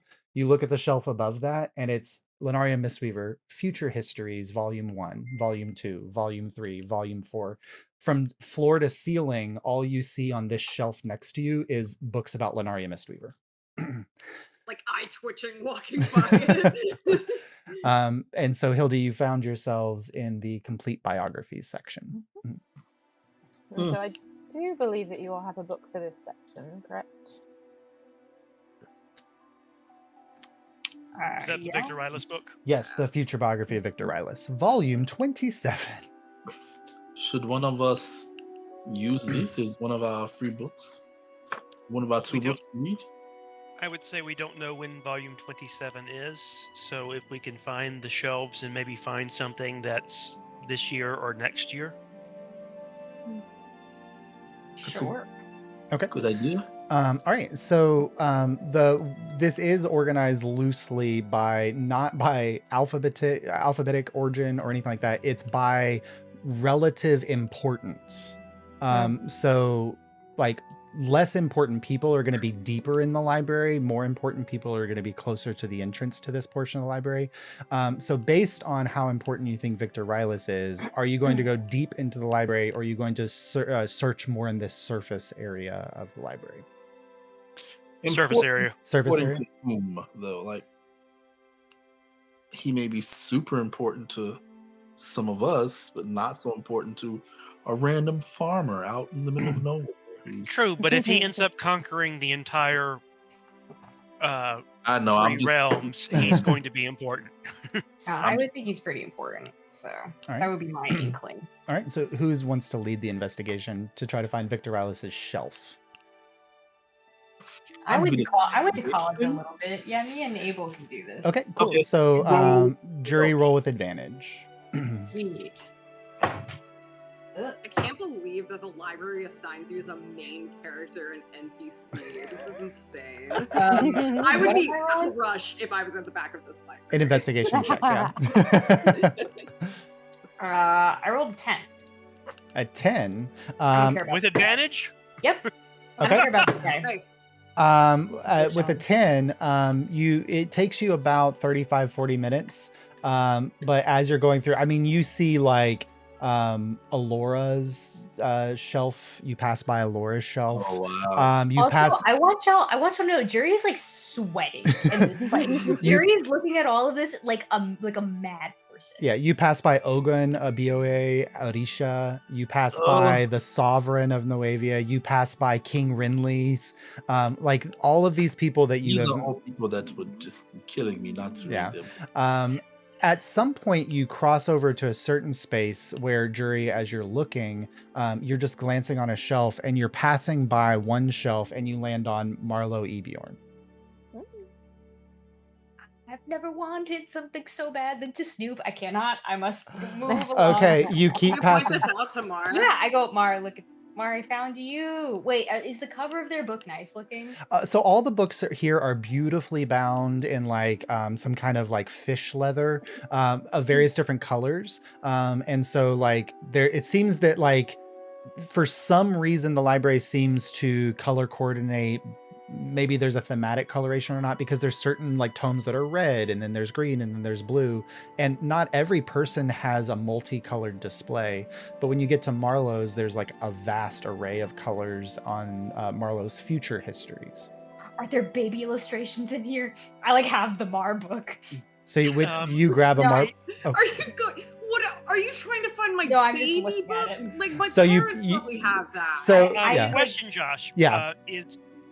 We've passed all these people. Is Mar closer to the front of the library than Renly and Alora and all of them? So Marlo is closer to the front of the library than Alora.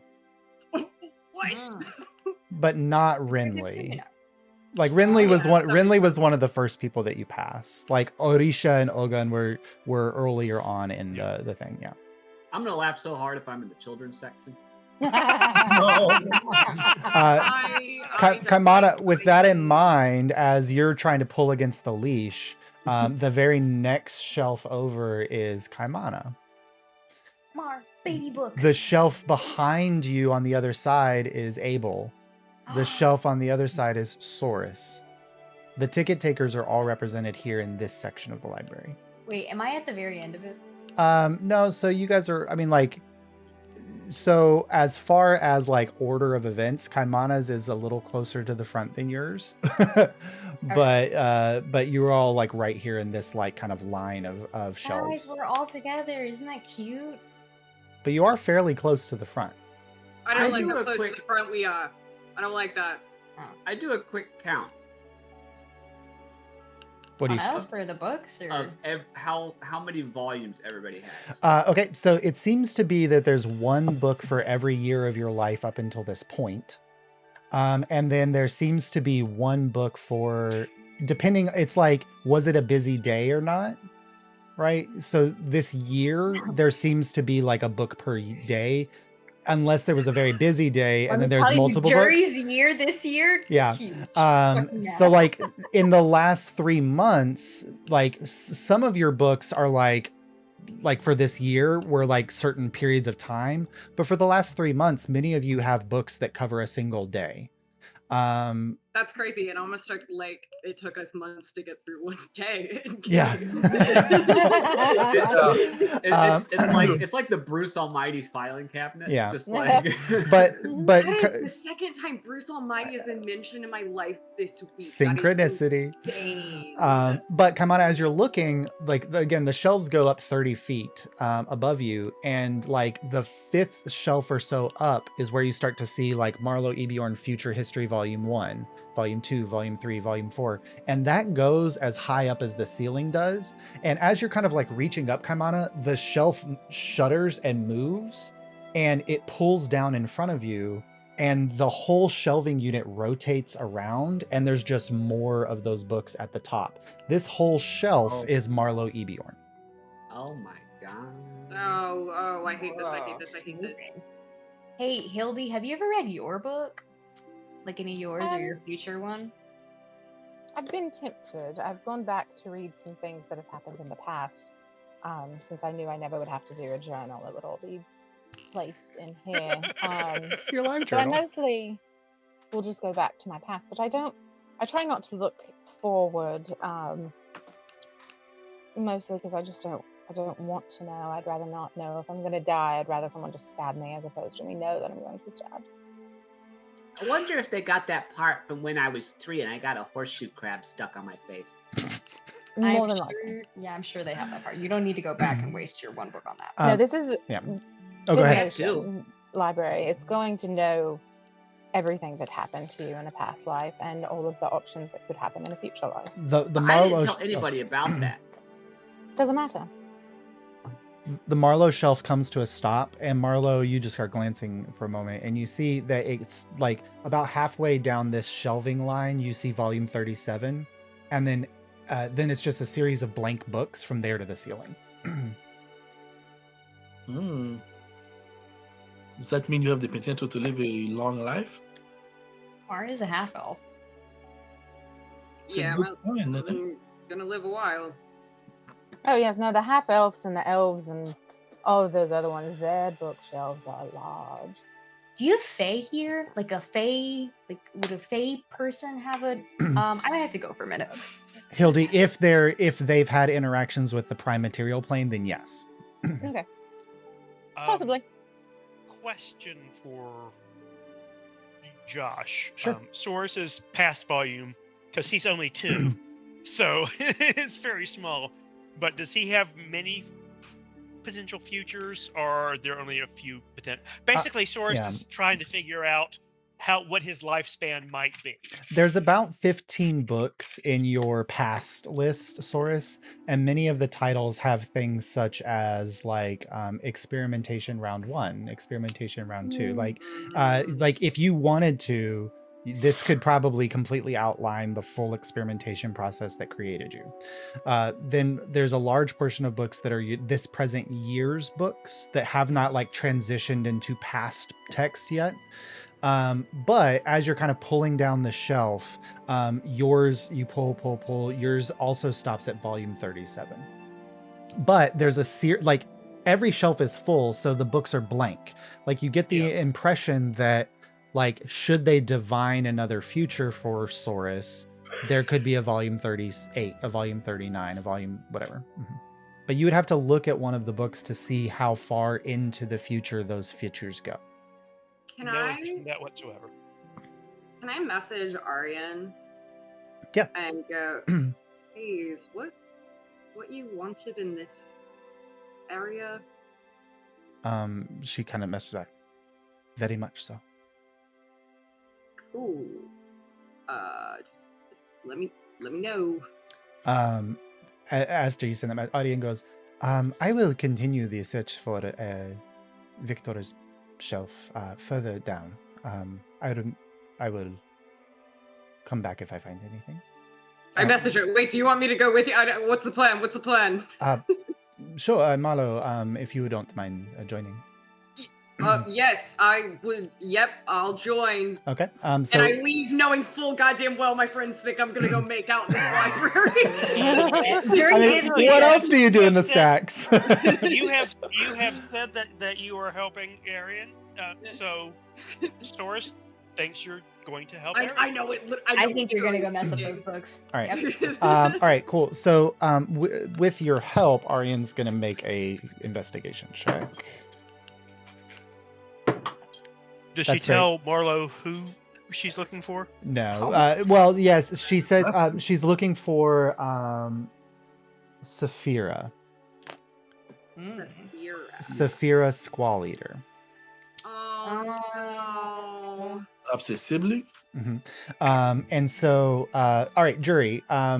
Or you got distracted, but about 10 minutes later, after you kind of abandoned the ticket taker section, as long as no one's reading anything from the ticket taker section, I ask Kaimana if he wants to come with me. If not, I'll tie him to Abel instead. I want to read a ticket taker book. Okay. All right, I leave him with Abel. All right, Kaimana, what book do you want to read? I can check out 2, right? You can read up to 2 books. You can't check it out, but you can read up to 2 books while you're here. The whole library. In the whole library, yeah.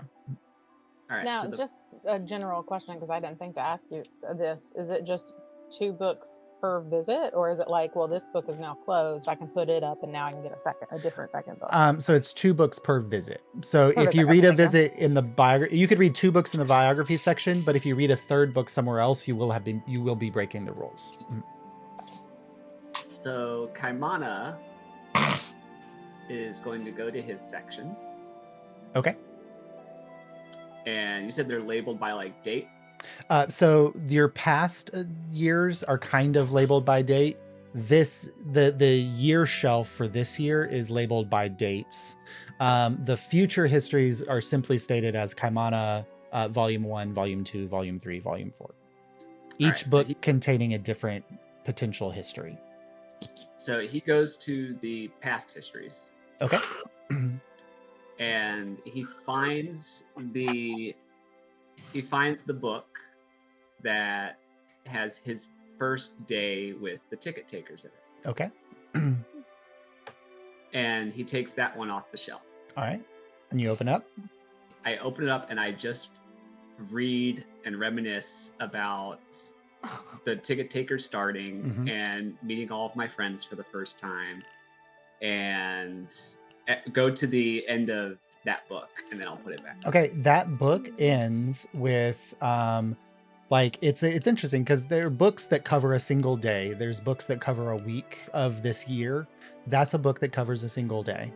And you pick it up, and it's the story of a young otter, Lutrenian, who has left home, has become kind of a folk hero within Bogtown, met a druid, and then was sent on this kind of task to go join the Adventurers Guild.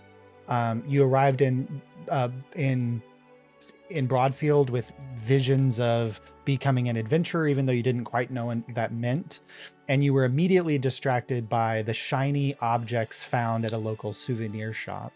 And in the middle, you get into an argument with the lady behind the counter about the spoons and snow globes that are present within the souvenir shop.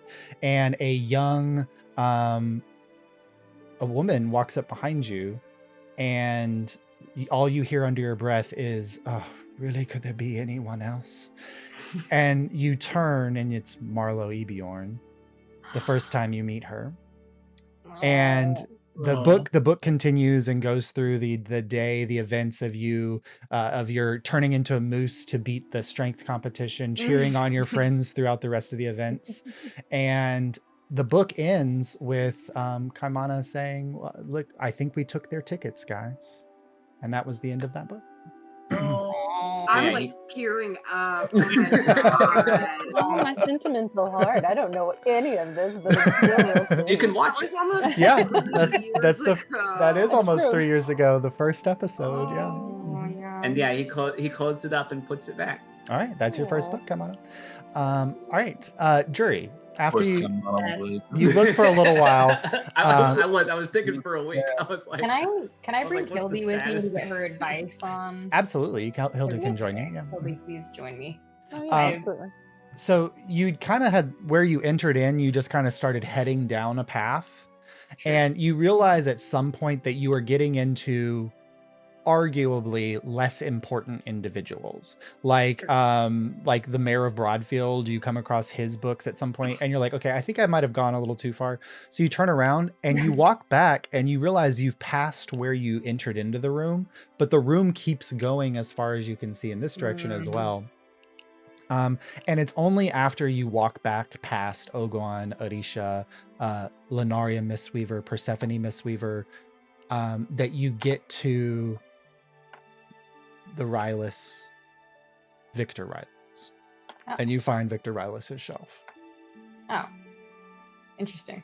And he's very, I mean, like, as far as like effect on importance in the realm or the world, he's like 12 or 13 stacks removed from where you were with the ticket takers. Yeah, suck on that, Victor.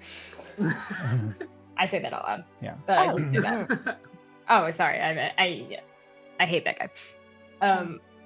We have his book, right? I guess we took it with us. Yeah, you have his Everyone else, you have his take it book. around and take it. Okay, so we'll shelve it. Okay, cool. So you pull the shelf down to where volume 27 would go, and very clearly there is a space there for you to shelve it. Jury, are you going to shelve it? Yeah, I'll shelve it. Cool. I need you to make a charisma saving throw, please. God damn it. That's my good one. That's my good one. Okay, Jury dice. Oh. Saving throw, you said? Yep. Wait, not charisma. No. Me looking at my shit charisma. I 21. 21. So as you are going to put the book back, you just hear a voice inside your head that goes, "No, you don't want to put me back. Read me. Oh, fuck you, book. Listen I knew to that. me. I've got good things." And you slide it into the spot and it stops talking to you. Ew, the book talks sexually to me. It was weird. It was like seductive. I didn't like it.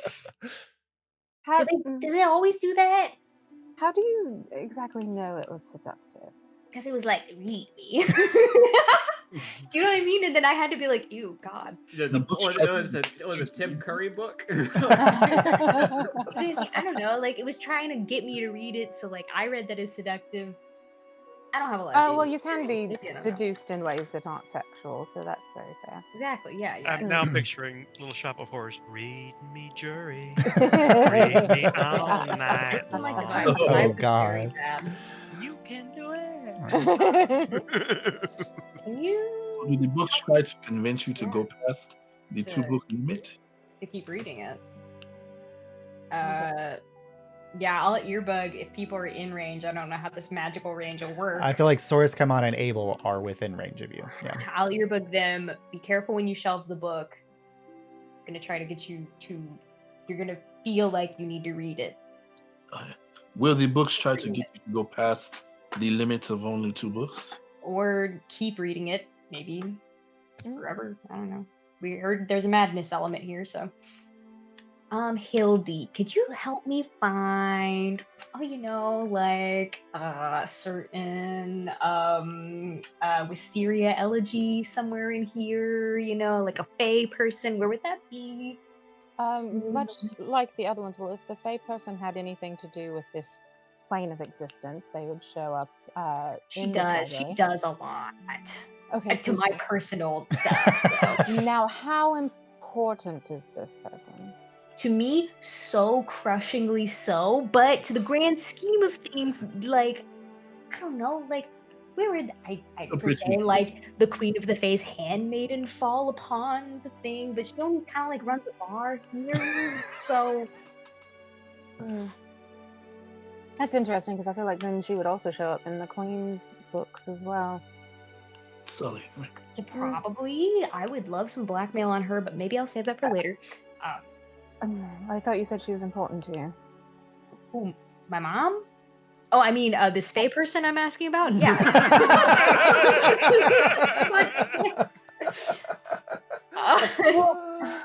Wait a minute. So you're wanting to find the book on your mother? Yes. All right. Sure. Okay. Yeah. Mom's book. Well, then I feel like she would clearly be in here since you're here, because otherwise, how would you be here? Yes. If she wasn't here. But to the grand scheme of things, maybe not super important to like the material plane. Well, you never actually know exactly how important somebody is to the grand scheme of things, because even just the smallest little kindness can change so much Yeah, like in maybe the world. maybe she had a big impact on something that happened crazy. If that was the Possibly. case. I mean, I would say just follow the direction that you feel you would potentially find her in. Oh. Okay. Can I make like an insight check? Like some kind of like You want to insight check the library? Sure. yeah, With like advantage, where- because Hildy gave you that advice. I want to know where my heart tells me to go, Josh. That's what I want to know. Be Follow your true to dreams. your heart. I did roll Hey, that 98 one, degrees. but there was something else also. So damn. I had advantage. Wait, so insight that actually ends up being I can't do math. That's a 13. All right. So Sorry. as you are kind of focusing, you close your eyes, Jury, and you just kind of listen for a moment, and you feel that like wild magic within you like swell for a moment, and you just hear, "I'm right down here. Come find me." Oh, I hate when she does the fake Southern accent. But you get the sense that it's pulling you like further back down past where the ticket taker shelves were, which is about as far as you had looked, and Sure. it's further that way. Marlo, you and Arian kind of have gone about 20 or 30 shelves deep, far enough away that you are away from the other ticket takers. And Mhm. Arian is looking very carefully from shelf to shelf. And finally, she finds a shelf. It's here. And she starts kind of pulling the shelf down, and you see like the rotating shelves, and then it rotates back around to the beginning, and she stops there at the current year shelves. If there are books for this year, then that must mean that there has to be something to be written about this year, correct? Yeah, I mean that would make sense. Do you think I should start at the most recent?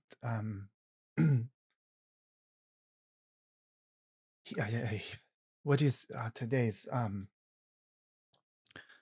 Here, and she just grabs a shelf off and opens it, and opens to a page.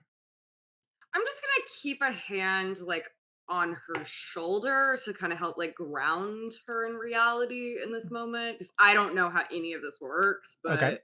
I have just heard horror stories about reading books. So, Okay. She opens and she's reading. but I'm not gonna try to read over her shoulder Okay. or anything. 'Cause I feel like that's invasive. She kind of flips through, and then she closes it and puts it back up on the shelf. She is still alive, Malo. She is on the way, Via. Oh, what? Wow, that's amazing. That's like one of the best places to be right now. And also one of the places that I cannot go. Right. That's also. I mean, we're gonna go back to New I can tell her and get her to go back. I mean, meet up with you. Yes, she kind of pulls the shelf down, and she stops at one of the Future History books. She grabs it off the shelf and opens it. Oh. She's flipping through. They do not all end like that, I'm sure. Are you gonna grab another one? Because that was two. She's starting to reach for a third. No. I grab her. and Okay, pull her go away ahead from and make a athletics check. Oh no! Oh my She- god, they not are me. tangling in the stack. She failed her wisdom saving throw. Yeah, I can sure tell. Oh my god, that's so good for me. I rolled a 16. It's a 14. Okay, with a 12, you were able to wrestle Arian away from the stack. She said, "No, I have to see if the Stop, future." stop it. It's not going to help. It's going to make it worse. Make a persuasion check with advantage.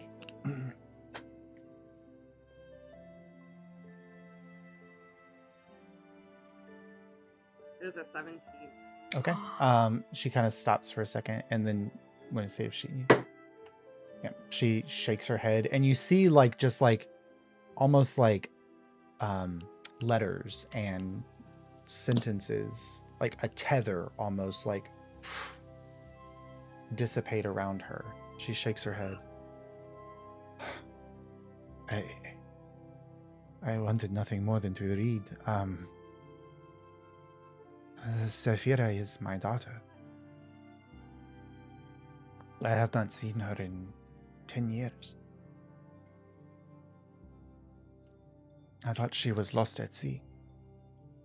But it seems that her father had just whisked her away from the horrible mother that she had. I hug her. She And I go, accepts. as someone who has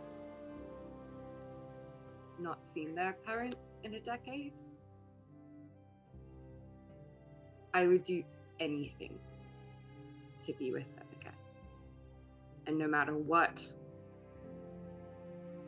her father or your daughter might think of you, I am sure there is nothing more she wants than to be in the same room as you.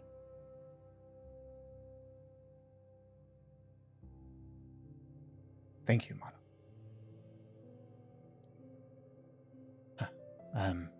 Perhaps we should go back and find the others before the shelf calls to me again. I think that's a good idea. And she kind of walks back with you. All right. Having accomplished the task of shelving the book in this section, you all want to any other texts that you'd like to read in biographies? I'm trying to find my mom's thing. So, what was your? So, like, you're having this touching mom yeah. moment. Meanwhile, I'm like, I'm gonna figure out all the bullshit about my mom and hold it against her forever. All right. So, Jury, it takes a little while. You don't go quite as far as Marlowe and Arian had traveled, but somewhere near the Windsor family section kind of pops up. And you see your dad's section is there. And then just a little bit past that, you see Wisteria Windsor. Yeah. I point out to my grandpa and I'm like, that guy sucked. And then I continue to Wisteria. The Wisteria shelf is interesting because for a part of Wisteria's histories, it just says Wisteria. At some point in the histories, it becomes Wisteria Elegy. Sure. And then at some point in the histories, it turns into Wisteria Windsor, and then it returns back to Wisteria Elegy, and then you get into the present day where it goes. What you do notice when you're looking, kind of scrolling through, is, and Hildy, this might be odd for you to see, is that there are volumes of the book that are missing. Like every other shelf that you've seen has had solid walls of future histories. But as you're scrolling down, you see it goes like volume 1, 2, 6. Like there's 3 or 4 volumes, like there's a hole in the volume shelf where there's 3 or 4 volumes missing. And then it goes like 7, 8, 9, 10 is missing, then 11, 12, and then 14 is missing. And then at some point, there's just an entire shelf where they're all gone. That there's several that are missing from your mother's future histories. I don't like that. Those are probably when she's like in the Fey realm. Oh. That would be my guess. Well, I'm gonna take my little quill out that I have and just write the name down because I'm gonna research this later because I am. Well, I'm sure this shit is juicy. But because I'm definitely gonna go to our head librarian and be like, "Excuse me, why are so many books missing? This What is do we need to anesthetics for my do? purposes. Who has them? Are they dead? What's going on?" All right. So yeah, she's Okay, making some notes. Good. I'm Jury. trying to figure out. I'm trying to triangulate here when my mom and my dad made this deal. Trying to figure out what book this would be. You're looking at the past histories. Sure. And would have to be somewhere around the time that the name changed from Wisteria Elegy to Wisteria Windsor. And so you kind of narrow down to that like split section. And you notice that there is like a Wisteria Elegy Mount Adranus years. Then you see Wisteria Elegy Suvenar's Key years. And then you see Wisteria Windsor Cinderville early years. So you think that it would have to either be the Wisteria Elegy or the Wisteria Windsor Cinderville book or the Wisteria Windsor Elegy Suvenar's Key book. Shit. Please Okay. don't get too much louder with that. Oh, sorry. Shit.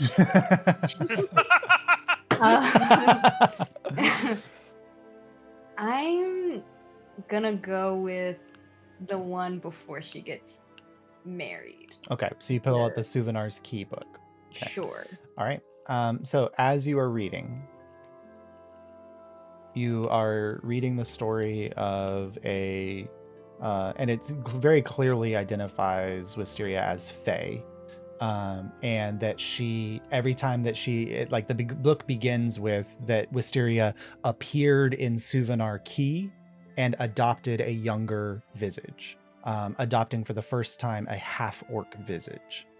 And she wandered into the city and found the local bar and began to play an instrument and was casting spells through the magic to allure people to her presence so that she grew an audience and grew fame and earned adoration, and people began to pay attention to her, which allowed for her to live an easy life in Suvenar Key, right on the ocean, like surrounded by waves, drinking, coconut drinks.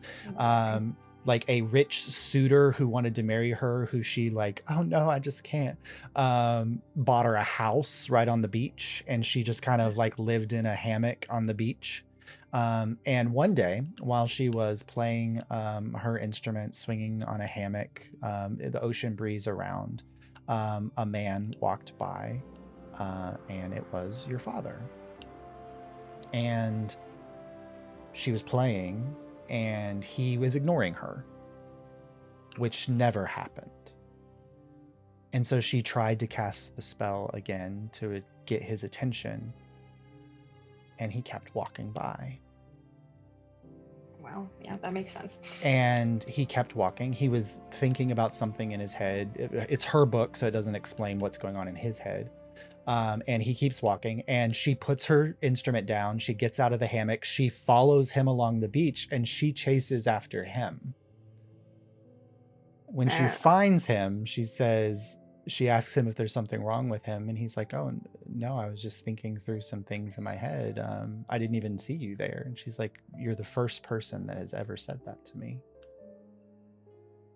And it goes from this weird, the fact that he was immune to her magic for a while, really excited her, that she was like, this is somebody who could potentially learn to love me, not because I'm Fae, not because I'm magical, but because I can earn their love. And it worked for a while. They do discuss the fact eventually that she's Fae.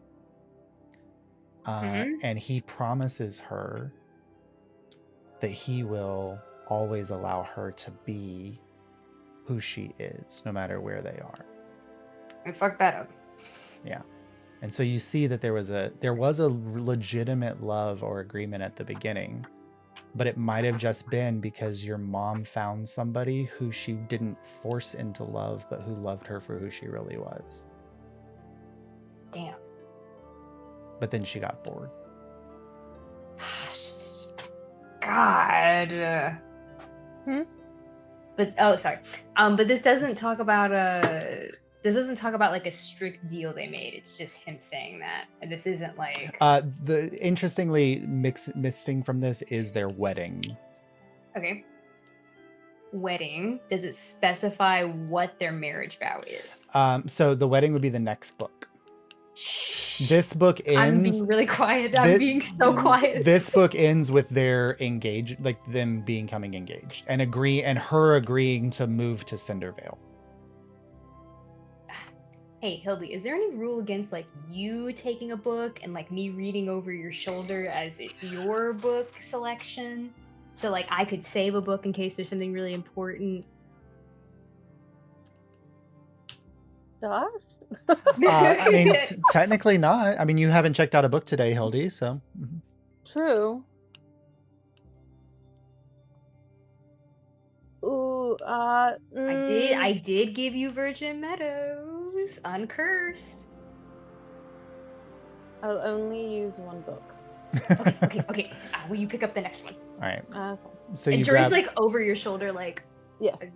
So you grab the Cindervale book, and you open up to the beginning, and it describes. I'm a genius, by the way. It describes their engagement, and then at some point you get to the marriage vows, and his marriage vows are very much like, "I love you for who you are. I want you to be happy for who you are. Like, and I will always keep you safe. Da da da da da. Whatever." Sure. When Wisteria was delivering her marriage vows, she was making a Fae promise. Yup.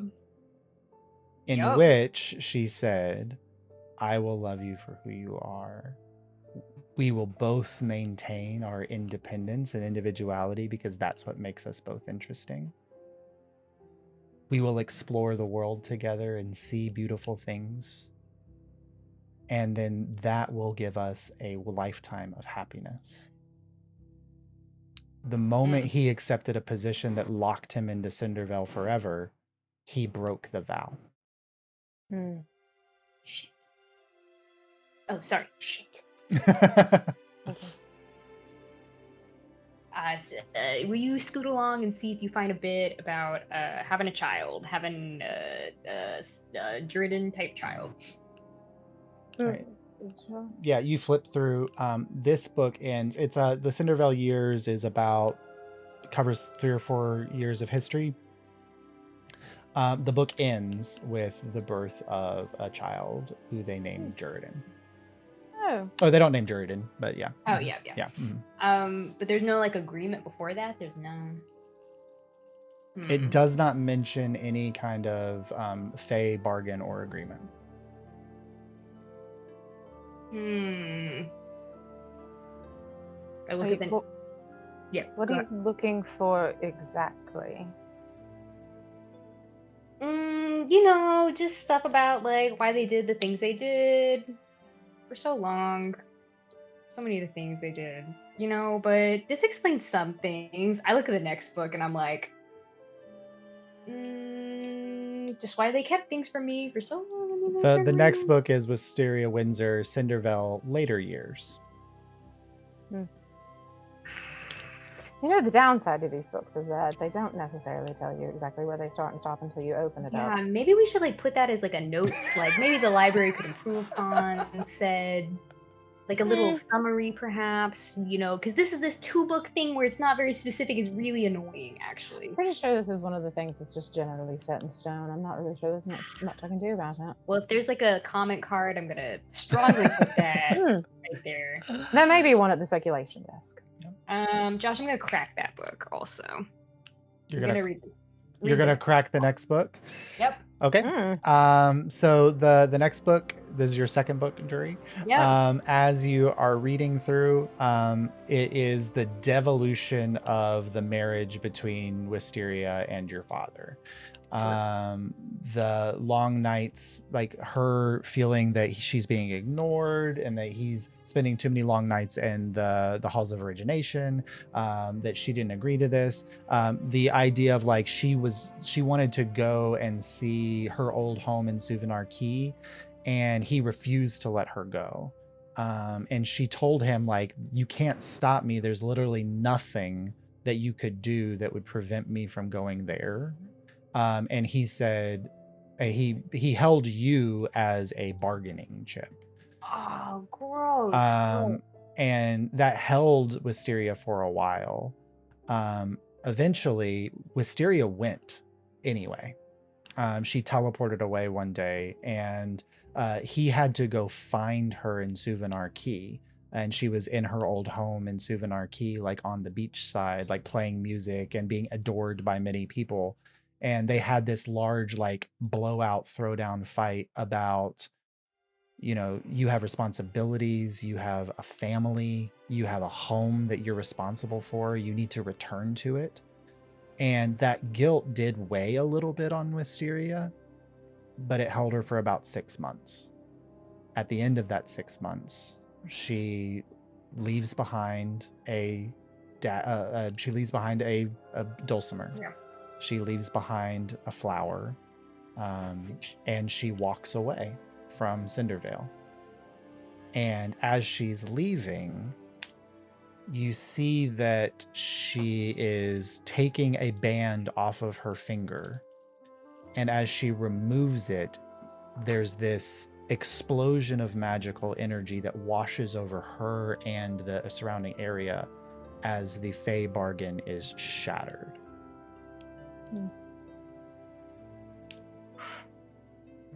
I feel like Jury's like standing there, you're like seeing the book and they've got like tears in their eyes. Like this person you barely know is like, Yeah.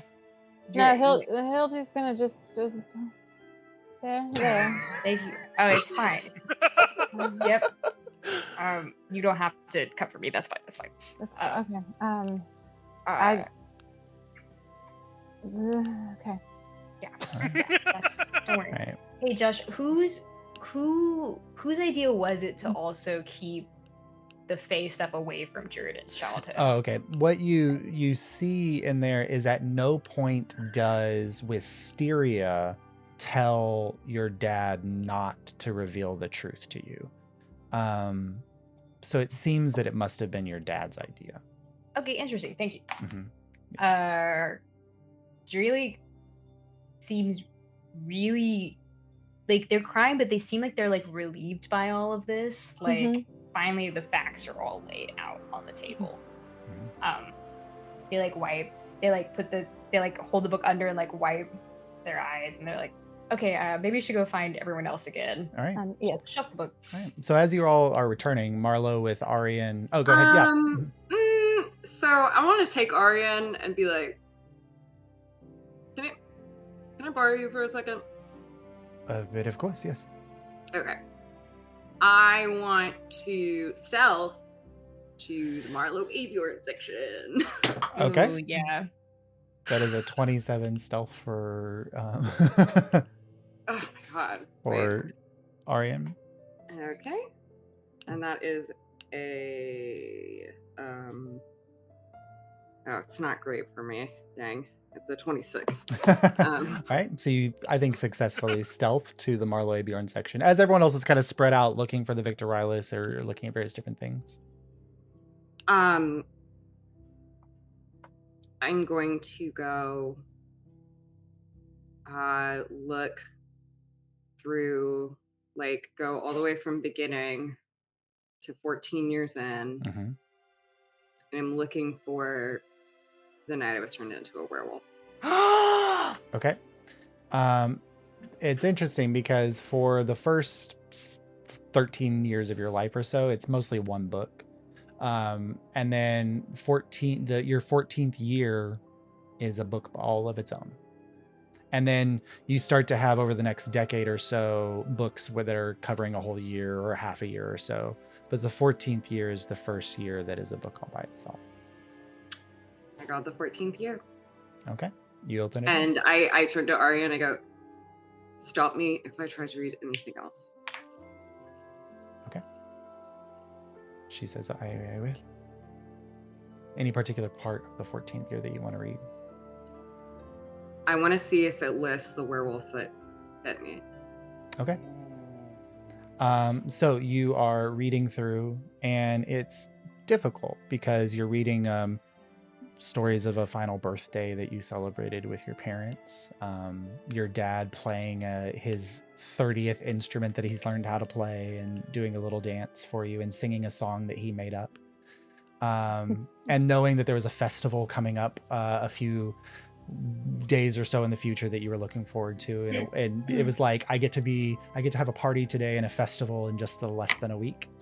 You make your way to the festival, and you knew that like the festival was the one time of the year that your parents didn't make you come home before dark. And there was a moon out, and it was beautiful, and there were streamers and lights throughout the whole village.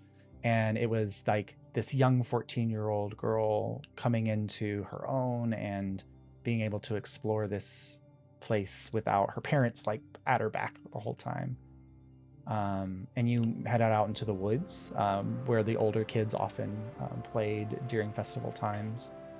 And you kind of lost track of where everybody was. And then that's where it happened. The wolf was a man who you recognize his name. You thought that he was dead. He's the son of a local farmer who had disappeared a month before, and they had lost track of him and thought that he had been killed. His name was Danton Fade. He was 17 years old. Mm-hmm. Okay. I go to put the book back.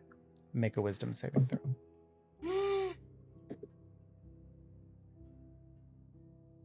As a 1. Thematic. So as you are watching Hildy, or no, no one's seeing this. Jesus Christ! It's just Arian. As Arian is watching, you are getting closer and closer to the book, and it's this traumatic reliving of an experience, and you are getting drawn into the story that you're reading of your own life, but you are also physically being drawn into the book. Arian has one opportunity to save you.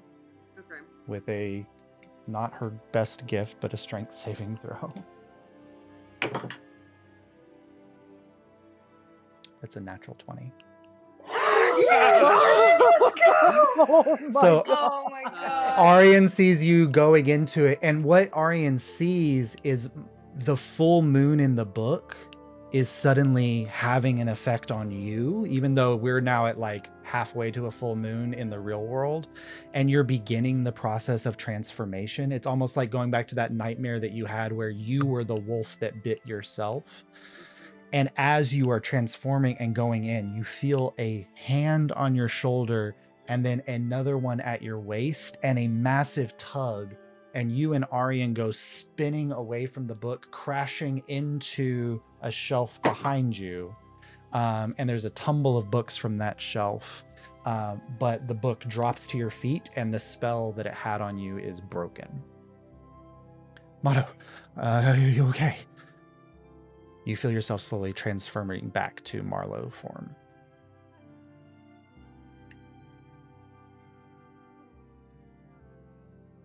I mean, why would I lie? I'm not okay right now, but yeah. She reaches into her jacket and hands you a flask.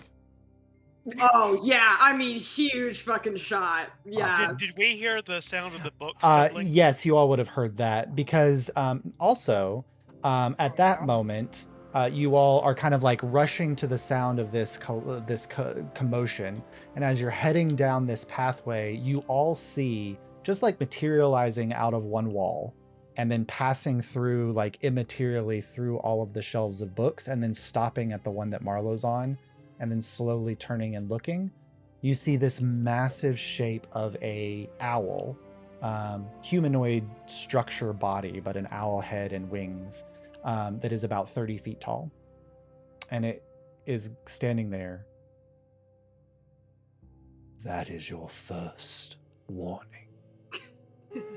And then it turns and then dematerializes through the wall and then disappears from the space as you see the curator.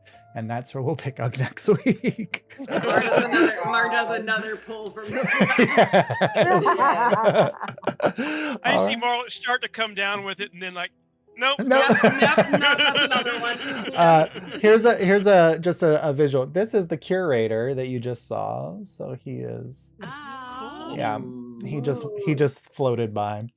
But you've shelved one book and had a lot of trauma from other ones that were your my book choice. passes.